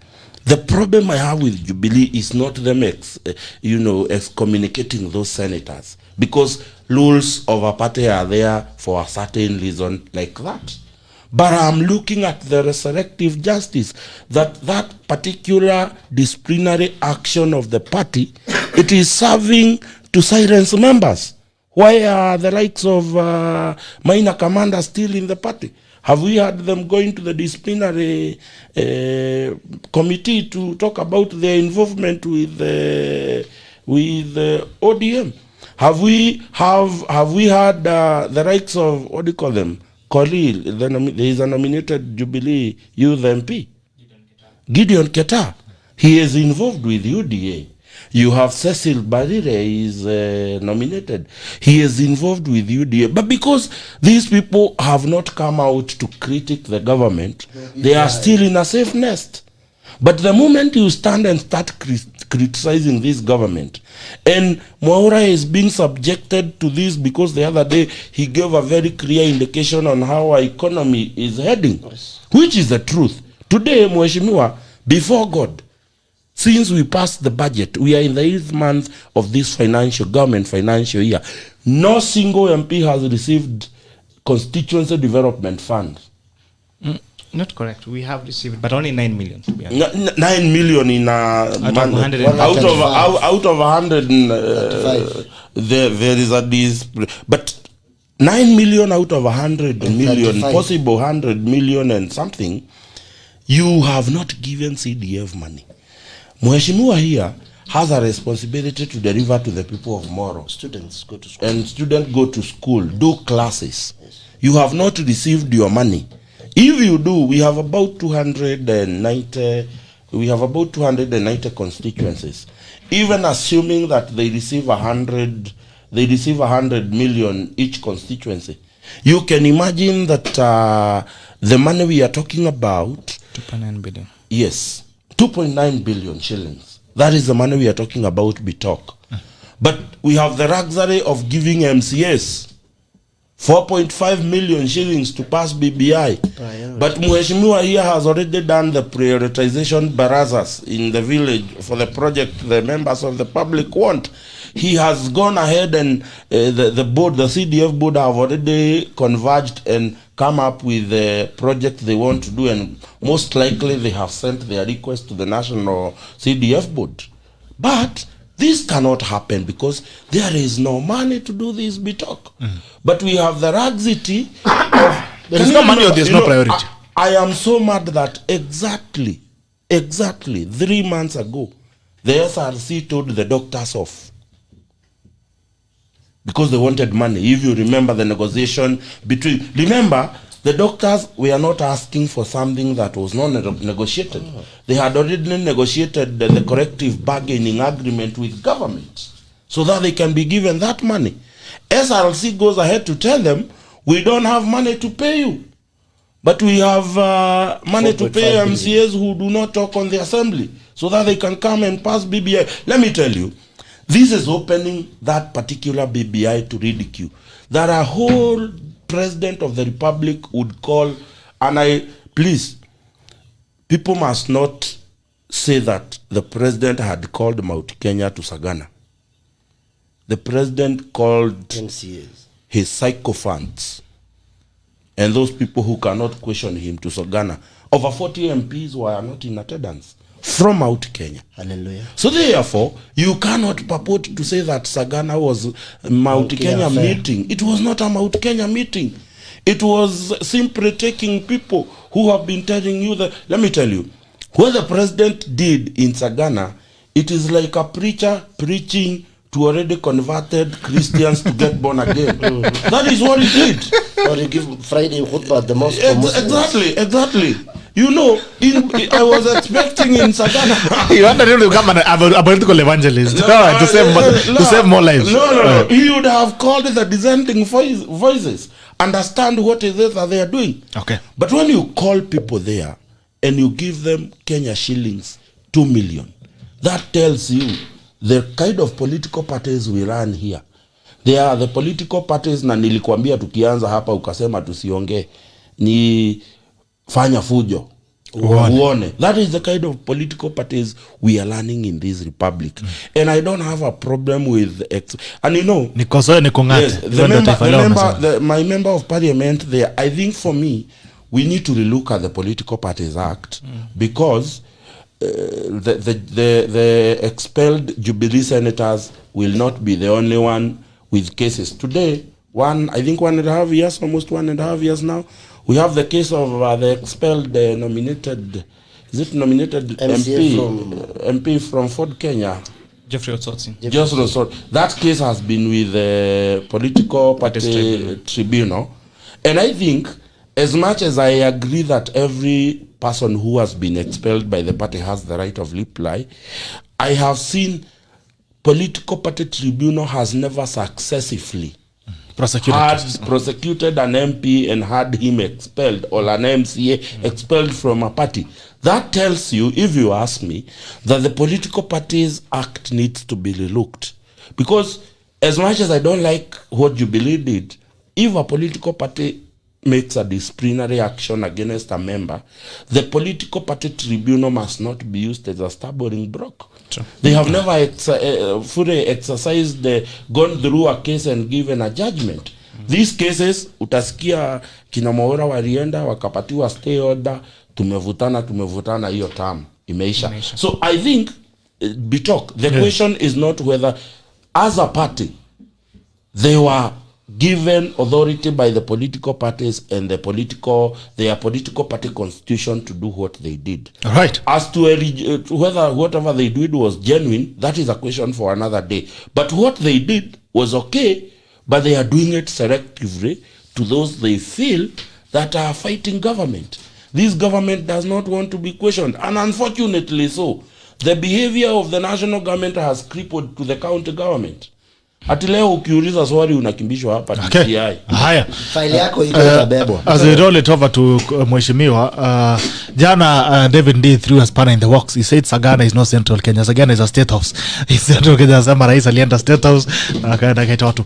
Na bunge la mwananchi iko wazi, nambari ni 07798010 au 07798010. Bunge la mwananchi iko wazi.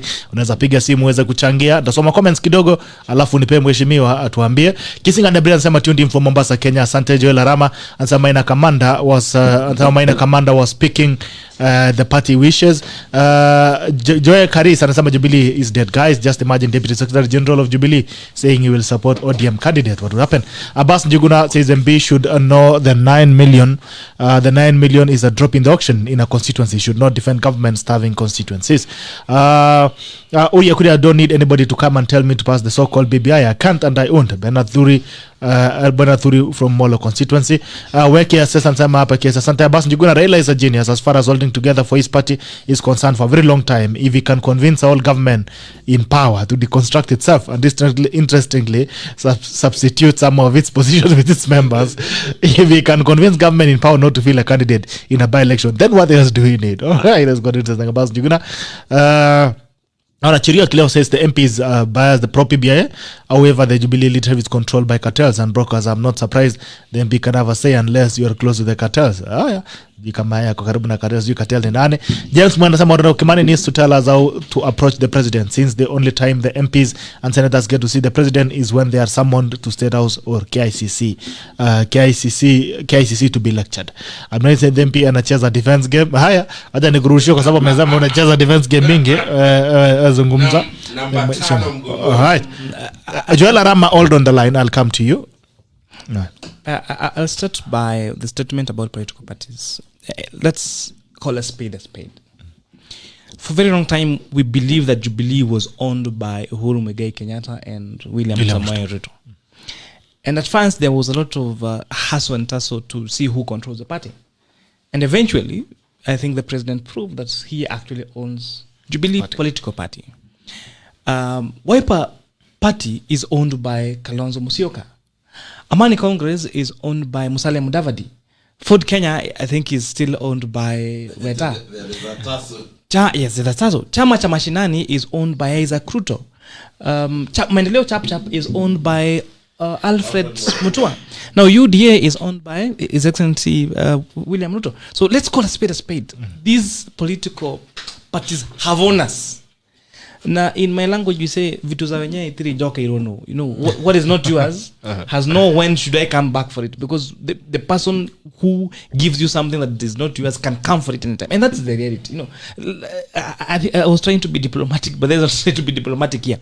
These political parties have owners. And if you don't do what the owners want, you'll be kicked out. Irrespective of which party. And I think that is what we need to probably work on. We need to strengthen our parties so that our parties can stand for something and they're not necessarily owned by individuals but owned by ideologies.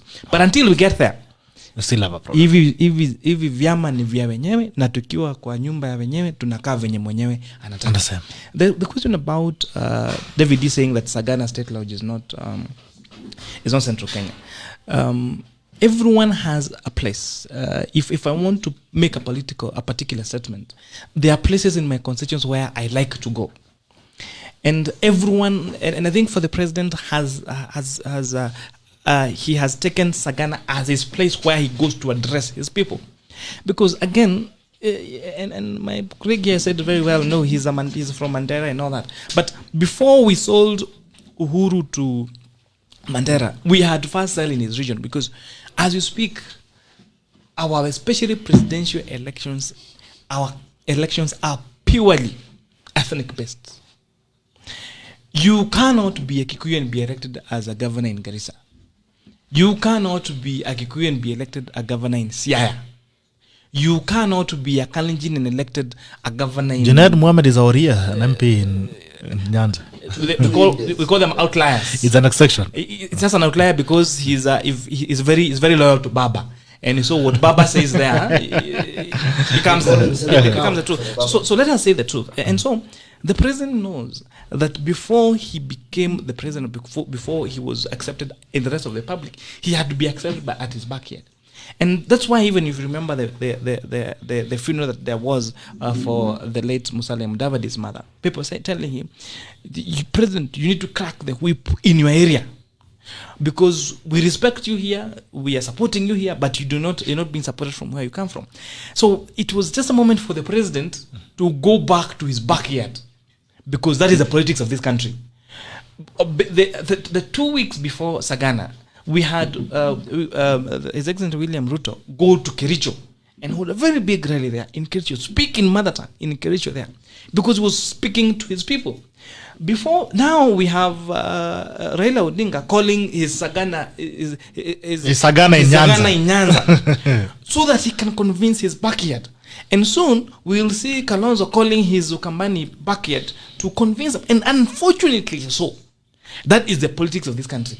And if you think that is not it, then you're living in the moon, and not in the reality with the ground. And until we fix that, and we say we are electing these people because we stand for ideologies, until that time when we look at someone like Kivutha Kibwana and say he has done great for the people of Makueni and he deserves to be president, even when he's Kamba, even if he doesn't give me a handout, then that's when we will say we're moving forward as a country. But the moment people they will praise you on social media, they will tell you this is our president, our people's president, his idea, this person has ideas.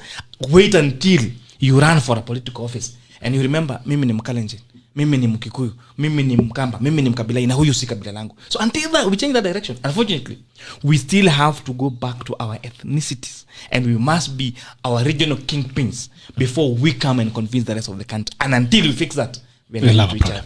Joel Arama, good morning. Is it good evening where you are? Jambo Arama. Hey, good morning, Father. Good evening to you, sir. Salama sana. Sasa unajua ukileta Muchendu kwa mkutano bwana, you make me stay awake. Kwa nini? Now, I don't know what I'm going to do with Muchendu. Why? There are others. Muchendu amekufanya nini? He makes me wake up. Anafanya ukose kwenda kazi.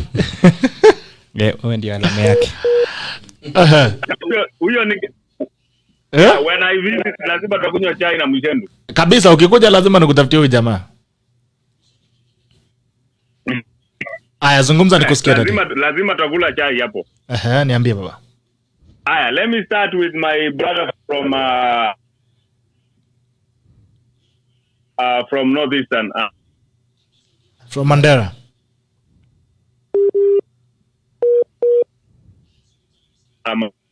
Mandera. My brother. please.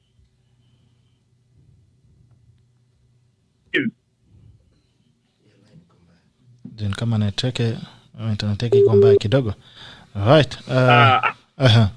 I thank you so much. Can you hear us, Arama? Let me talk to my member of parliament. Yes. Okay, he's here. Sorry. I'm here. Yeah, member of parliament. Yes, sir.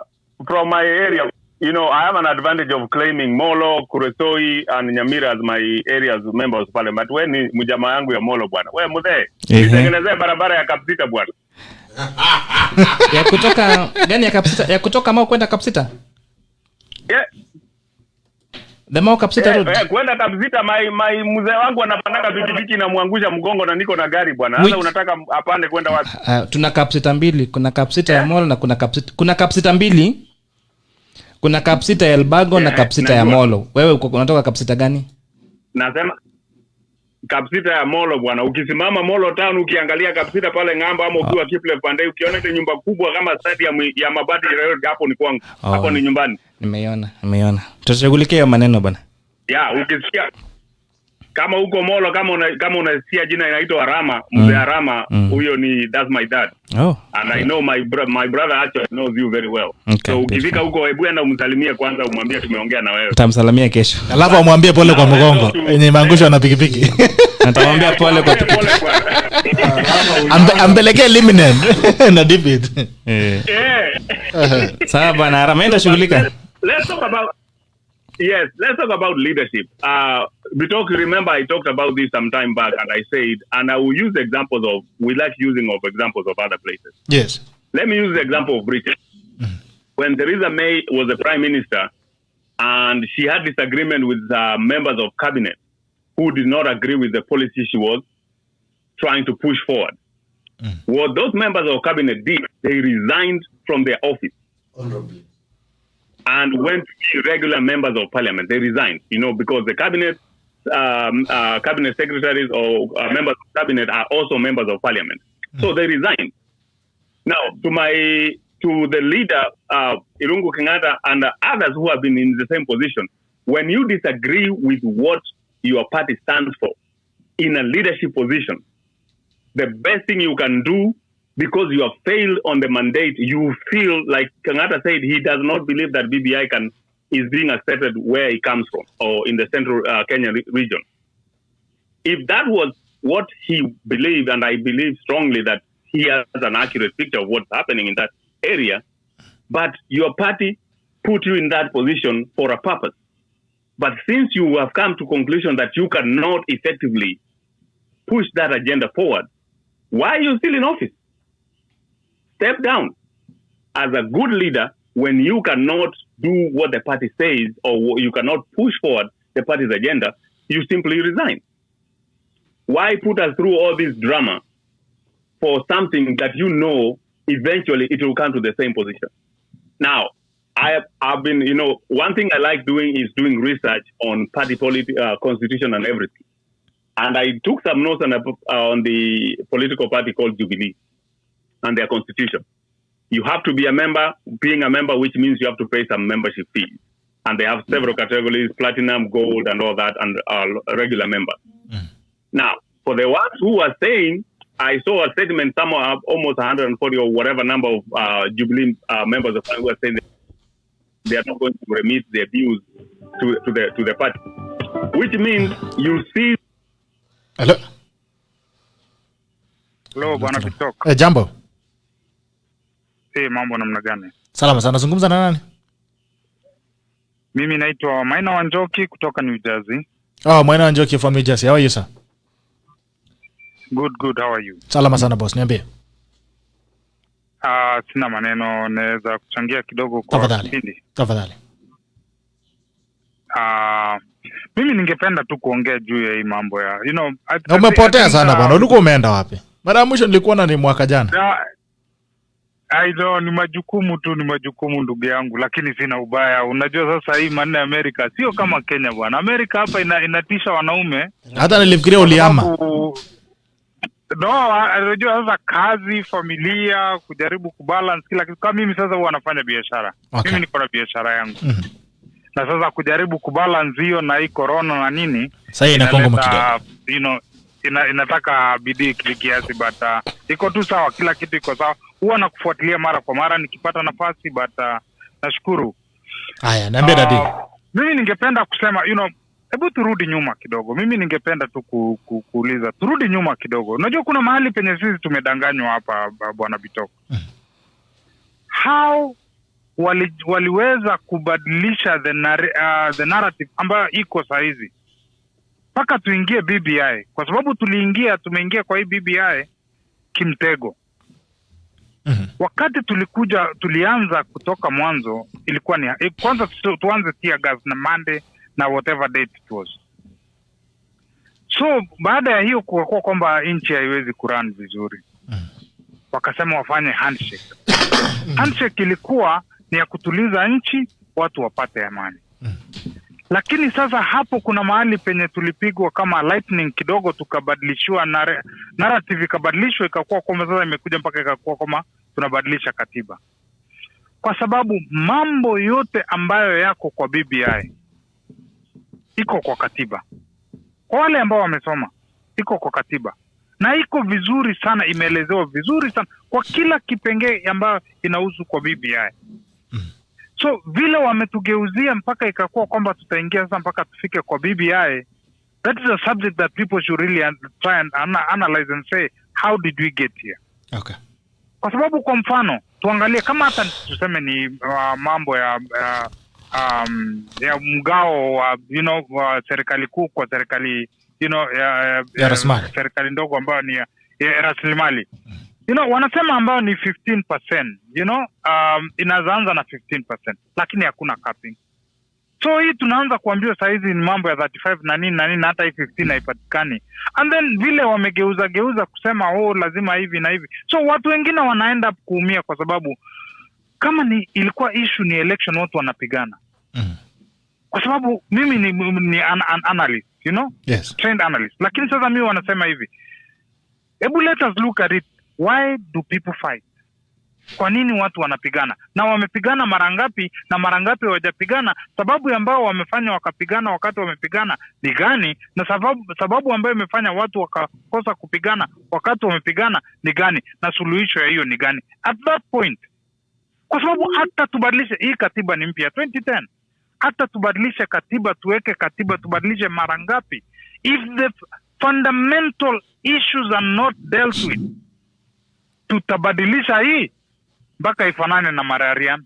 Sijui apole sijui kama kuna utanielezea kwa ile lugha unaelewa, utanielezea wananchi kwa ile lugha wanaelewa, mpaka ifanane hivyo. Kwa sababu hatuja deal na issue. Ni kama vile mtu anaenda dukani, supermarket, kununua vitu ya kukula kama ako na njaa. Utanunua vitu ambayo haufai mpaka ukifika nyumbani wakati umeshiba ujiulize what went through, nini ilinifanyikia nikanunua hizi vitu. So turudi hapa kwa maneno ya katiba na nini. So mimi nauliza tu kwamba, you know, what is the issue that tunaweza taka kuangalia, kwa sababu hata saa hizi it's still contention hapa kusema nani anatakiwa kuselect watu ambao wanakaa kwa IEBC.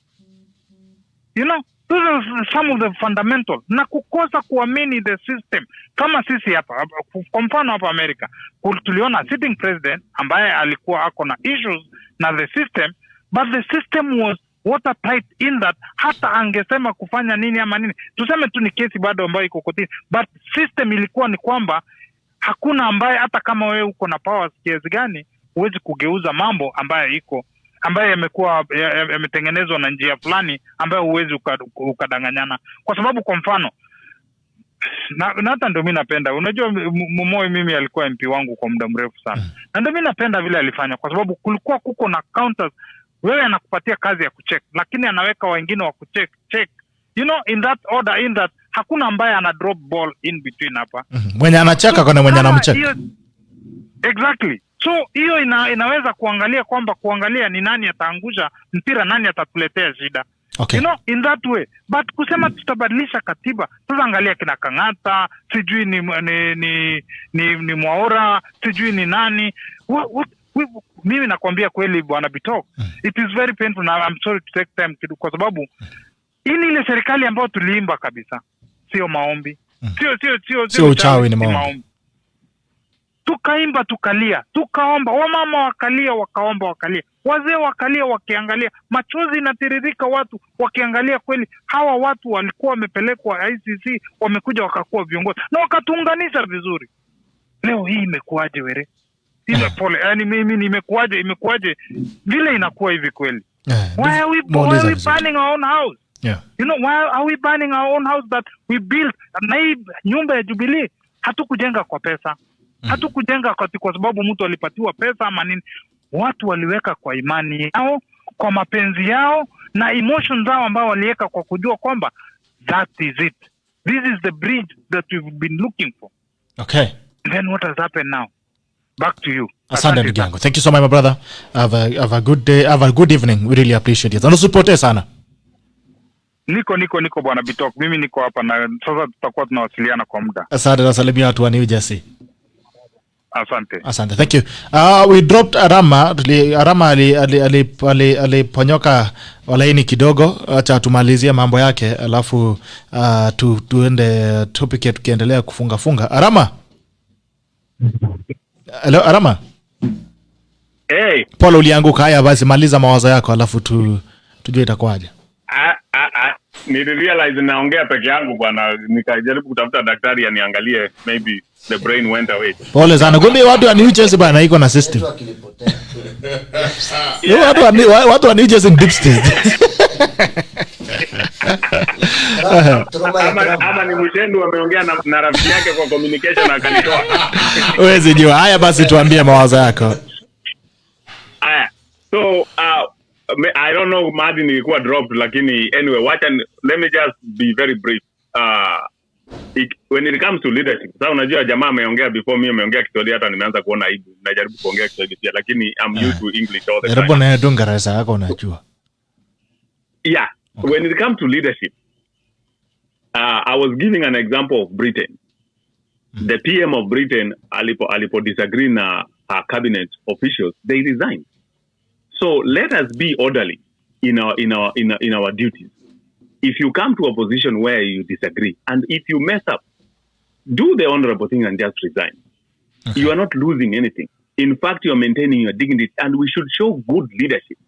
These people are people who are learned. They have traveled outside the country. They have seen how other countries operate, how leadership operates. One of the things that is amazing is Bitok. Let me give you an example. Look at the Chancellor of Angela Merkel for Germany. This lady has been in office for years. Okay. But Bitok, do you know she still lives in the same apartment with her husband? Hana maid, hana driver. She goes, akienda dukani uchumi ya huko kwao, anaenda yeye peke yake, anasukuma ile kati ya kushop peke yake. There is no watu wa kumsaidia ati ako na shamba boy, cook, nothing like that. Okay. Anyway, we have not reached that level, but at least can we start moving to a level whereby we become accountable to what we are doing each and every day. Okay. If you disagree in office, resign. If he's a cabinet secretary who has messed up, like some of them who have done so far, they are not effective in their job, you need to resign. If not, the president or the appointing an authority need to ask for the resignation. They need to go. Okay. So that we can move our country forward in a manner that will bring, unajua hii cohesion tunalia, umoja haitakuja as long as mtu anaenda anaiba pesa, akishikwa sisi ndio tunakimbia tunalia mtu wetu. Ama saa zingine anaiba, mtu anaangalia kando, when he disagrees with the powers to be, ndio file inafunguliwa DCI, wanakumbuka ulikuwa na file ya 20 years ago, then they open up the file for you. Okay. So until we get to that place where we are accountable for what we are doing, everybody, including us kama mwananchi. Ukiona mtu anafanya makosa, report him, and then the police needs to take the proper action, and everybody follows the law. Yeah. I like the music we had to play on the beginning of the show. Sharia. Sharia.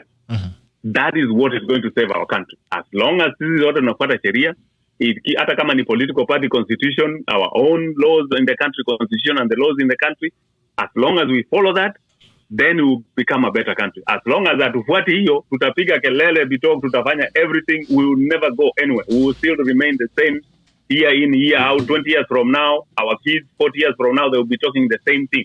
Okay. Until we start following the law. Asante sana Rama. Thank you so much, bro. I hope to see you tomorrow on the Diaspora edition. All right. Thank you. Salimia watu wa Diaspora. Nashukuru sana kusikiza. Haya, quickly tukifunga nao tumepitisha masana dakika 7. Mheshimiwa KK. Jana kulikuwa na mambo pale Kiambu kati ya naibu wa rais na waziri Munya. Kama waziri Munya alikuja akasoma ripoti taarifa ya rais, picha ya rais, and there was a scuffle at the barrio, and people have been arguing. There seems now there's a debate of impeaching the deputy president that is running at the moment. People have actually complained that the DP is being disrespected within government. I don't know how true that is, but now I want to combine these two questions with the issue that happened yesterday in Kiambu, the scuffle. And is it real? Can the deputy president be impeached, and why? Yes, there is a constitutional procedure that's given for the impeachment of the deputy president. On the question of whether those reasons can be called out and evidence provided that actually he has been in subordination, that all those that he's been accused of is neither here nor there, and on whether we would achieve 2/3 majority to be able to impeach the deputy president, I think it's a very long call. It's a very long call to make, and it will require a lot of thinking and strategy and all that. Because remember, these 2/3 is not just voting, but 2/3 must be present, must be seated at the floor of the House during that particular debate. And it's very difficult, to be honest, to get to that, to be present at the floor of the House. So it's a very long call to make. And again, what will be the political repercussions of that? Because I think, in my view, impeaching the deputy president will be giving him an express ticket to State House in 2022. Because now he will have all the right to speak as the leader of opposition, considering that Raila is allegedly is more supporting government agenda than he's opposing it, and so I think it will not be a politically smart move. Impeaching the deputy president now will not be punishing him. In fact, it will be rewarding him. It will be giving him the sympathy from the country, to give him a chance to really focus on really cases in the government. And he will not be held to account for the failures of Jubilee. Otherwise, now he will write on, these are things what you would have done had they not impeached me. And so I do not think that actually that is possible. I don't think it's also in the best interest of this country, because fine, you impeach the deputy president, so what happens? Then you have to appoint another deputy president, and let's go through all that. I don't think that we just have a few months to election. My personal view is tuvumiliane hadi uchaguzi kuja, and then we have a new government. What is happening to a political class is very embarrassing, and these are moments that I get really embarrassed and ashamed to be a politician, to be a member of parliament. And these are many cases I understand why people hate politicians, because the message out there is people hate politicians. Because we first saw it at the funeral of the mother to the deputy governor for Mr. Maangi. And we found not high-end goons now, not political supporters, but elected members of parliament exchanging blows in front of the remains of the late mother, in front of a mourning family, in front of a mourning people, in front of cameras, live on cameras through the country. It was very, very embarrassing. And before then, we had now the embarrassment again at Bama Market, where it was the deputy president trying to address people, and then people don't want to listen, as in it was chaotic. Then followed Githurai chaos. Then after Githurai, now followed the scuffle at the funeral in Kisii, and now the funeral at Kiambu. The Honorable Jango Wainaina, the member of parliament for Thika Town, had said he does not want political talks at his mother's funeral, because this is the time to mourn, Yes, Honorable Jango is a politician, but the mother is not. And the rest of the family members are not politicians. So now what happens? People do not remember the great lady that died. People do not remember the mourning family. Now, what people are remembering now is the politics. Is the politics of it. And I think we must stop. We must desist. And this is Kenyans must say no to politics in funerals. It's unfortunate, during when Jubilee was Jubilee, we used to accuse ODM and Raila of doing politics in barriers. And it was like, hiyo tu mganga kitu anajua tu ni kupiga siasa kwa mazishi. Hakuna kitu kingine anajua. Now, only for us to do exactly the same. And it doesn't matter which side you're looking at it. Whether it is people who had mobilized people to cheer someone on. Is it because maybe they're all in the same house today? Maybe they have no exchange character. Now, it seems so. But it's really unfortunate, and we must call it as it is. It is embarrassing, it is wrong, and it must stop. On the issue of the condolence message being read by Munya, one, the president has the right to send whoever he wishes. He can send me to represent him, whatever. He could even send you that there's a function, whatever, and then you go pass my condolence message or pass this message. So the question of who the president sends should not actually be there. And for this, I must really applaud the deputy president. He stood up and read his speech and against protocol, because ordinarily it should be the minister speaking, then inviting the president. That was what protocol would. But then the deputy president in humility invites Munya to come and pass his condolence message. And there is nothing wrong with that. But now the political mindset of our people is everything is politics. And everything, if I don't agree with it, then I must air my grievances. I must do something that is insulting. I must do something that is embarrassing. Lazima nifanye kitu.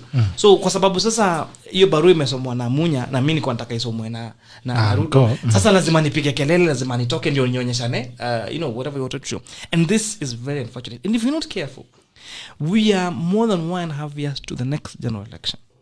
And if these political temperatures are being seen like this now in 2021, so a 207, 208 is likely to repeat itself. And it's this time around, it's going to be way worse than 2007. Because remember, we knew the hotbed of violence those times.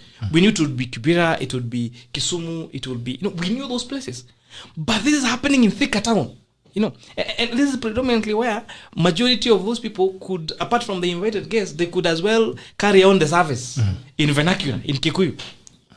And so if we have this violence among people of the same community, so what happens when you include ethnicity, you include class wars, you include all this, then what is going to happen? This country is going to burn down. So the leadership, the church, the clergy, the leaders of the Muslims community and Kenyans, especially local mwananchi, must say no to this nonsense. Okay. Mtu akikuja mazishi, at most wacha apeane rambi zake, alafu baada ya kupeana rambi mkutano uishe.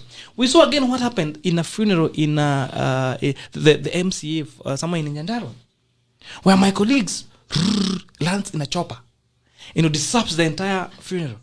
Then go and now charge the crowd. You'd think it's a political rally. But the moment they're done speaking, again out in the chopper, and this has become the norm.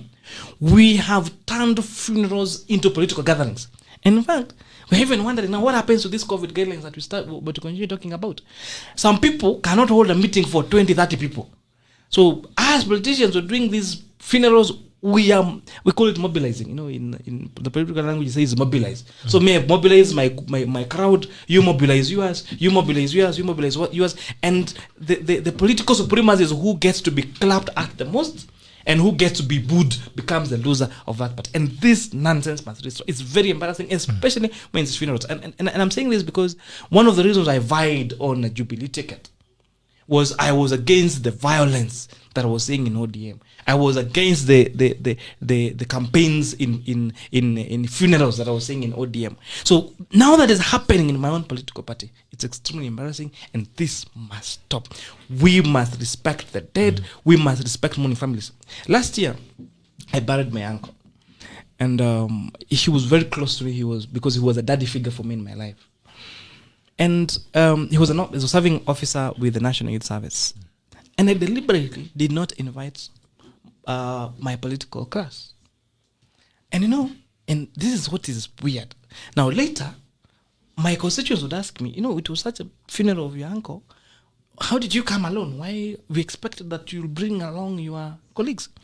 And I said, I did not want to do that because the funeral, even the few leaders that came would say, we want to pass the message of condolence to Mheshimiwa Kuria Kimani for losing his uncle. Speaker after speaker after speaker would say that. Then I sat there, and there is now the widow of my uncle. My uncle had a wife and 3 children. This uncle is a son to my grandfather and my grandmother. So yes, I'm feeling the loss, but who has the biggest loss? The wife and the children. And the children. And the person who has the second biggest loss is parents, because no parent want to bury their children. They would rather be buried by their children. But the message, even the people that came, tumekuja hapa kwa sababu ya mheshimiwa, tumekuja kupass condolence message. I was like, guys, it's not me who has died. It's not me. You should be condoling the wife and the children. And now as a result, even in that funeral, the message of condolence seemed to have, it is like it was Django who had died, or it is, And we forgot that he's not the only kid in that family. There are other siblings who felt the loss. There was probably the widow, probably, I don't know whether his dad is here or not. But now the message gets reduced to this politician, and it becomes a political event. And instead of focusing on the life, the services, the sacrifices, the success of that lady who has died, it's end up between a Jubilee, a Kieleweke, a UDA, TASO. This nonsense must stop. All right. Ahmed. Yes, the issue of impeaching the deputy president, I'm not going to waste a lot of time on it, because the guy impeaching is called Ayub Savula. How many members of parliament do they have in parliament? So I'm not going to waste my time on that. Are you ridiculing yes, I am. He should understand that even when you want a good PR, you should be very realistic. The issue of political violence in this country is something that it's because of our political hygiene. We have the politics of bad manners. Kenyans lack individual discipline, most of them, and administrative discipline. Most members of parliament are politicians, not leaders. Leaders behave in a certain way. They bring vision. They make sure people don't give up. They make sure Kenyans have hope. Kenyans are hope. They make sure they are within the people. They always help, the vulnerable. They bring innovative ideas. But when you have people who are earning close to 1 million shillings, they only get fattened all the time because they're working for Kenyans. And not all MPs. There are people I respect, who are top of the game. But the majority of MPs in that parliament are people we were told that they were paid 10,000 shillings in the women's toilet, remember? Given to them by another woman. That's the irony of it. You go to a women toilet, and then a woman gives you 10,000. And those are the guys making legislation. That's how we go. So what we need to do is, as a country, Kenyans have these issues because from the foundation of setting Kenyan democracy, Kenyatta did not build a country that would prosper, that is based on, the principles of good democracy, where we have competitive elections, political legal equality, high degree of individual freedom or civic liberties, where people will compete and then they will lose fairly. Because the biggest or the first good process of having a leader is how you decide him. So what we have in Kenya is democracy by name, but the system decides who becomes a member of parliament, who becomes an MP, who becomes what in this country. There is very little places where you will go in Kenya where fairness is even within the central Kenya. If somebody wants to be employed and you call the governor and you my friend here maybe has a close, or I have a close relative and I want to employ him, I will walk to his office and tell him, Kubwa, this is my cousin, I want to employ him. I want you to employ him. He has the qualifications. Maybe he does not have the experience or the competence. And then there is a poor Kikuyu in Kiambu who has no godfather but very competent. That guy will be left out because he has know this godfather. It is the same with every county. The most people who are employed are people who know the system, most of them. But the issue of saying that the Kenyan political system is encouraging a lot of violence, because when you look at those gardens, those barazas, those morning, look at Kenya. Every time there is a public rally, you will see a mammoth crowd, which means people have nothing to do. If I have a job, then I will go to my job. If I am doing something, I would rather be there than go and listen to the crap of a politician. Because look at the youth. If Raila goes to Kibra, where he was a member of parliament, you will hear that people have come. Do they have jobs? If they did, will they come? No. So people come to these places because the foundation of this country is set from elitism, politics of personality, ethnic political parties, corruption that has entrenched, even in the presidency. Uhuru told us publicly that, I don't know what to do in State House. He told us that 2 billion is stolen every day. Parliamentarians currently are part of a branch of State House rather than being the legislature, which is an independent arm of government. Tell me today, Gerald, any member of parliament who can challenge Uhuru Kenyatta and tell him on his face, with due respect, Mr. President, you are wrong on this. Right. We can't do this. Okay. So, which means now the people, and then when you want to look at the leader, you look at the people who surround him. Why do you keep a CEC? You remember in Mombasa, the president was shouting at the transport minister in front of the contractors. It's embarrassing. The whole president. It shows you're powerless, you're helpless. Because you're either benefiting from the proceeds of corruption, wealth, or you're incompetent. Otherwise, how do you explain? Why is it that Kibaki made sure the shop is full? There was a picture going around in social media. I sell in cash and I sell in credit. Back in primary school, you remember those pictures in business.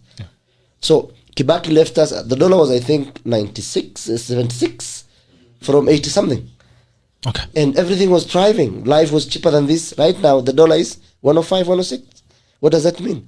We have a lot of import. We do not produce toothpick in this country.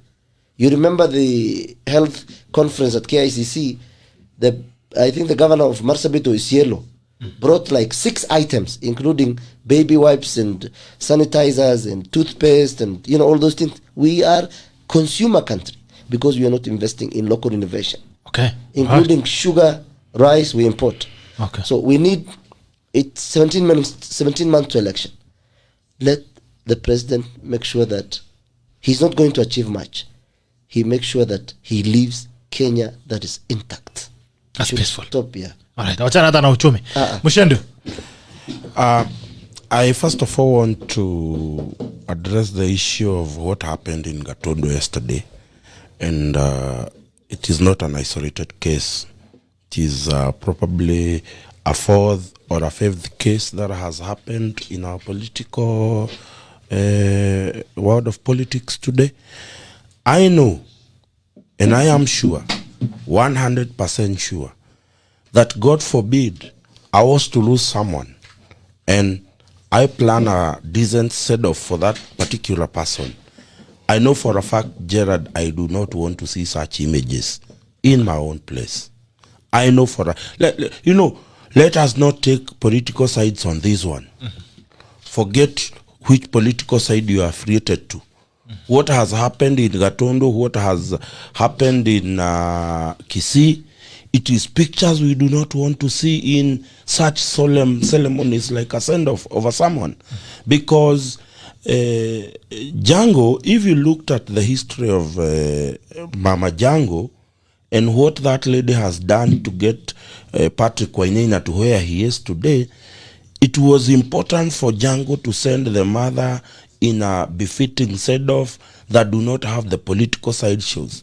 But then again, Mheshimiwa, I think it's also important for a member of parliament not to be used to cause havoc, because it was not in the place of Kanini Kega to invite the DP when the minister was seated there.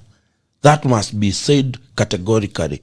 That if you are looking at the hierarchy of power, if you are looking at the protocol that ought to be taken through, Kanini Kega ought to have invited the Minister for Agriculture. Despite the fact that the minister was reading the president's address, the president was not there in person, and the deputy president was there. Therefore, the minister was to come and read the president's address and then invite the DP to make his remark. That is the honest truth. That is what should happen.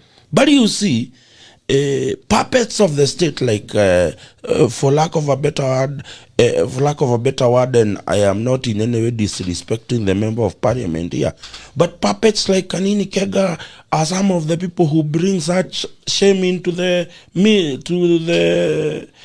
barrio of Mama Jangu, because even the members of public, even before the minister spoke, even before the DP spoke, he had already sent a very wrong message to the congregants of that particular exercise. So therefore, as my brother here is saying, even our political hygiene must be seen, not only heard, they must be seen. Because when you as Kanini Kega goes ahead to invite the DP, and at this point I would say that the DP also did the honest thing. He had the opportunity of saying no. Waziri kwanza aongee. And you know the minister also caused an uproar when he arrived late in the meeting and he demanded to sit next to the deputy president. So the speech was the one which wanted to sit next to the deputy president, or what? Maybe I cannot tell.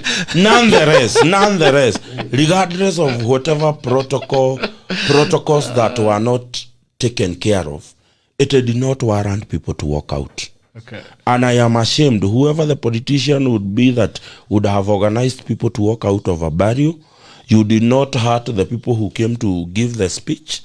You hurt the family that was believed.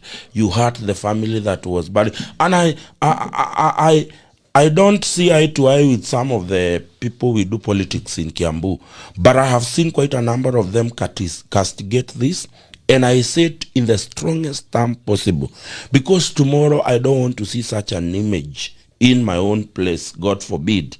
You must also say no, whether you are inclined to the deputy president, whether you are inclined to the president, whether you are inclined to Prime Minister Raila Odinga or Amani Congress.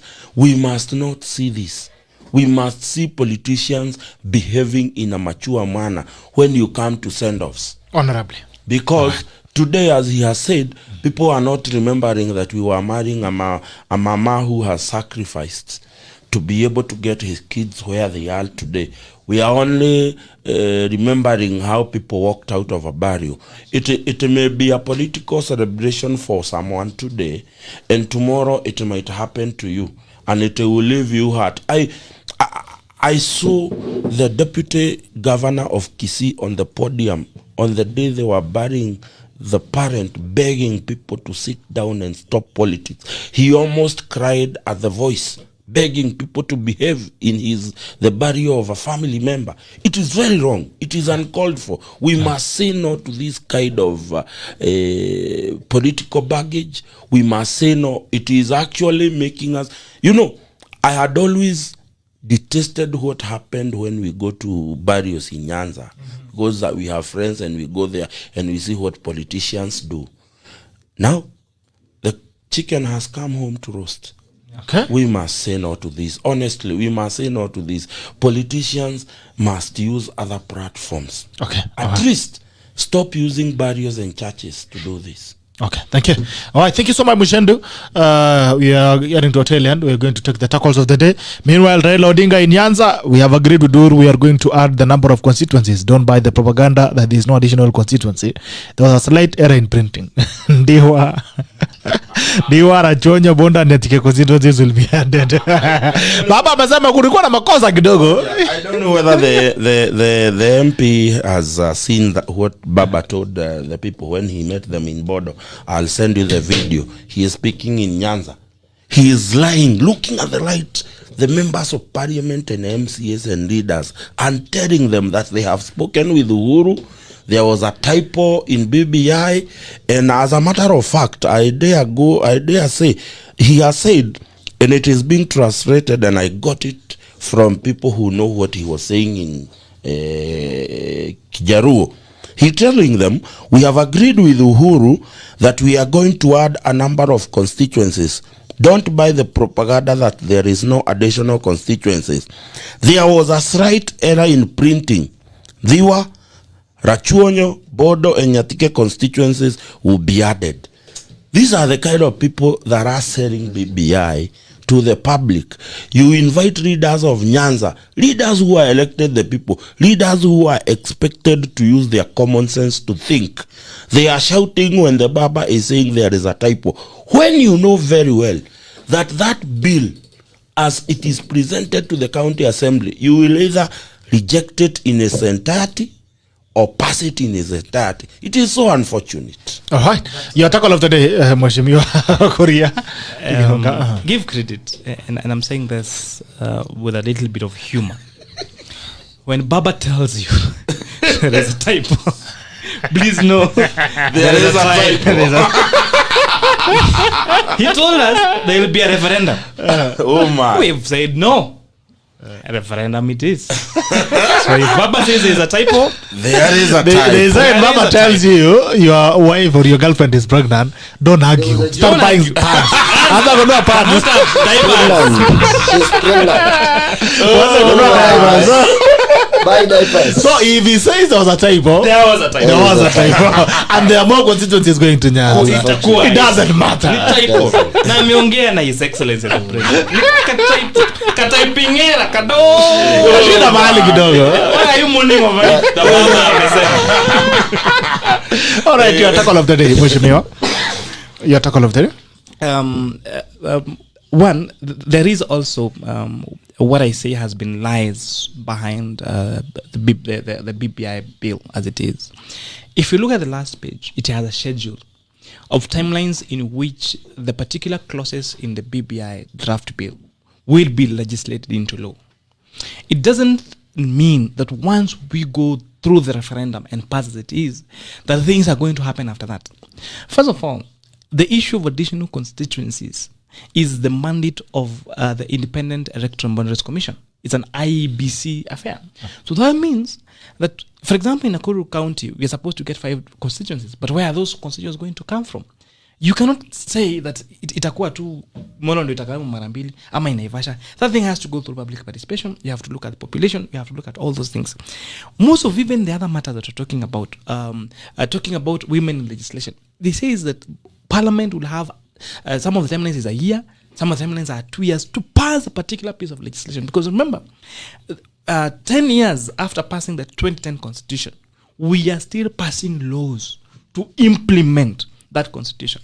And that's why part of the discussion about the 2/3, that's why Chief Justice Marage in his wisdom said Parliament must be dissolved because of failing to legislate on a clause that is in the Constitution, that no constitutional office holders should be more than 2/3 of the same gender. So BBI, and I'm talking to both my colleagues who are supporting it and those who are opposing it, it is not really a do or die. There is a schedule of when these pieces of legislation will be passed. So it does not necessarily mean that once we go to the referendum now, pop, everything begins to happen. We have new constituencies immediately. We have new members of parliament immediately. We have, all those things that we're saying and then BBI. It will take time. It will take time. And that's why the bill itself has timelines on when the particular pieces of legislation needs to be passed.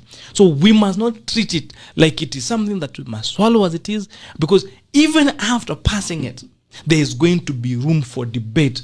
And for information, for that bill to become law, it has to go through the first reading, go through the second reading, go through the third reading, go to the president for assent, and all these has to go through public participation. So us that are selling people, let's support it. Let us not try to treat it like it is the end of the world, whether we pass it or we fail it in the referendum. And those that are opposing it, let us not try to say that we cannot add or remove even a full stop to it. That is not correct. Okay.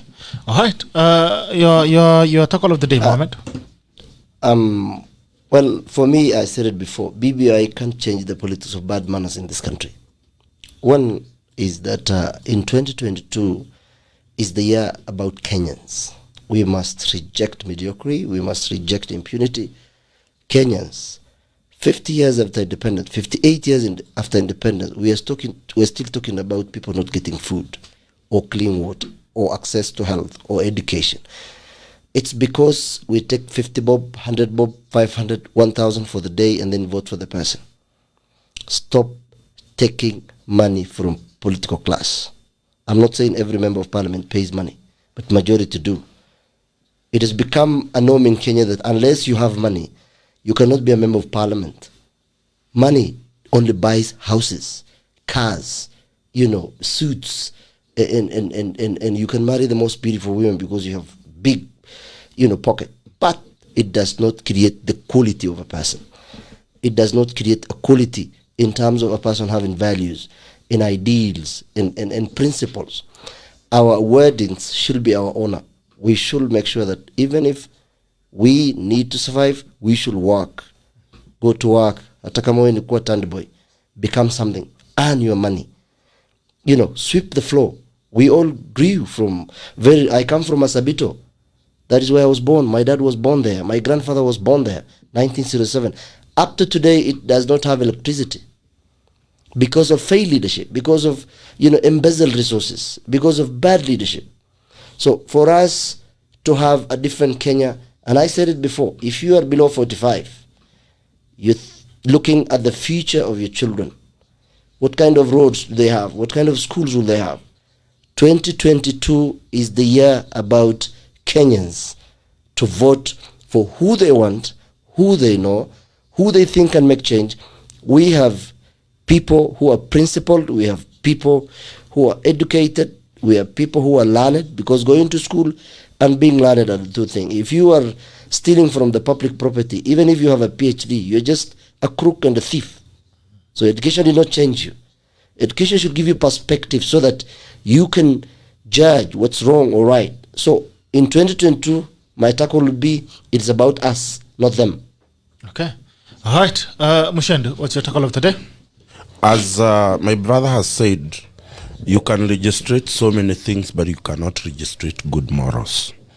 Good morals must be within the fiber of that person given the responsibility to execute on behalf of the Republic.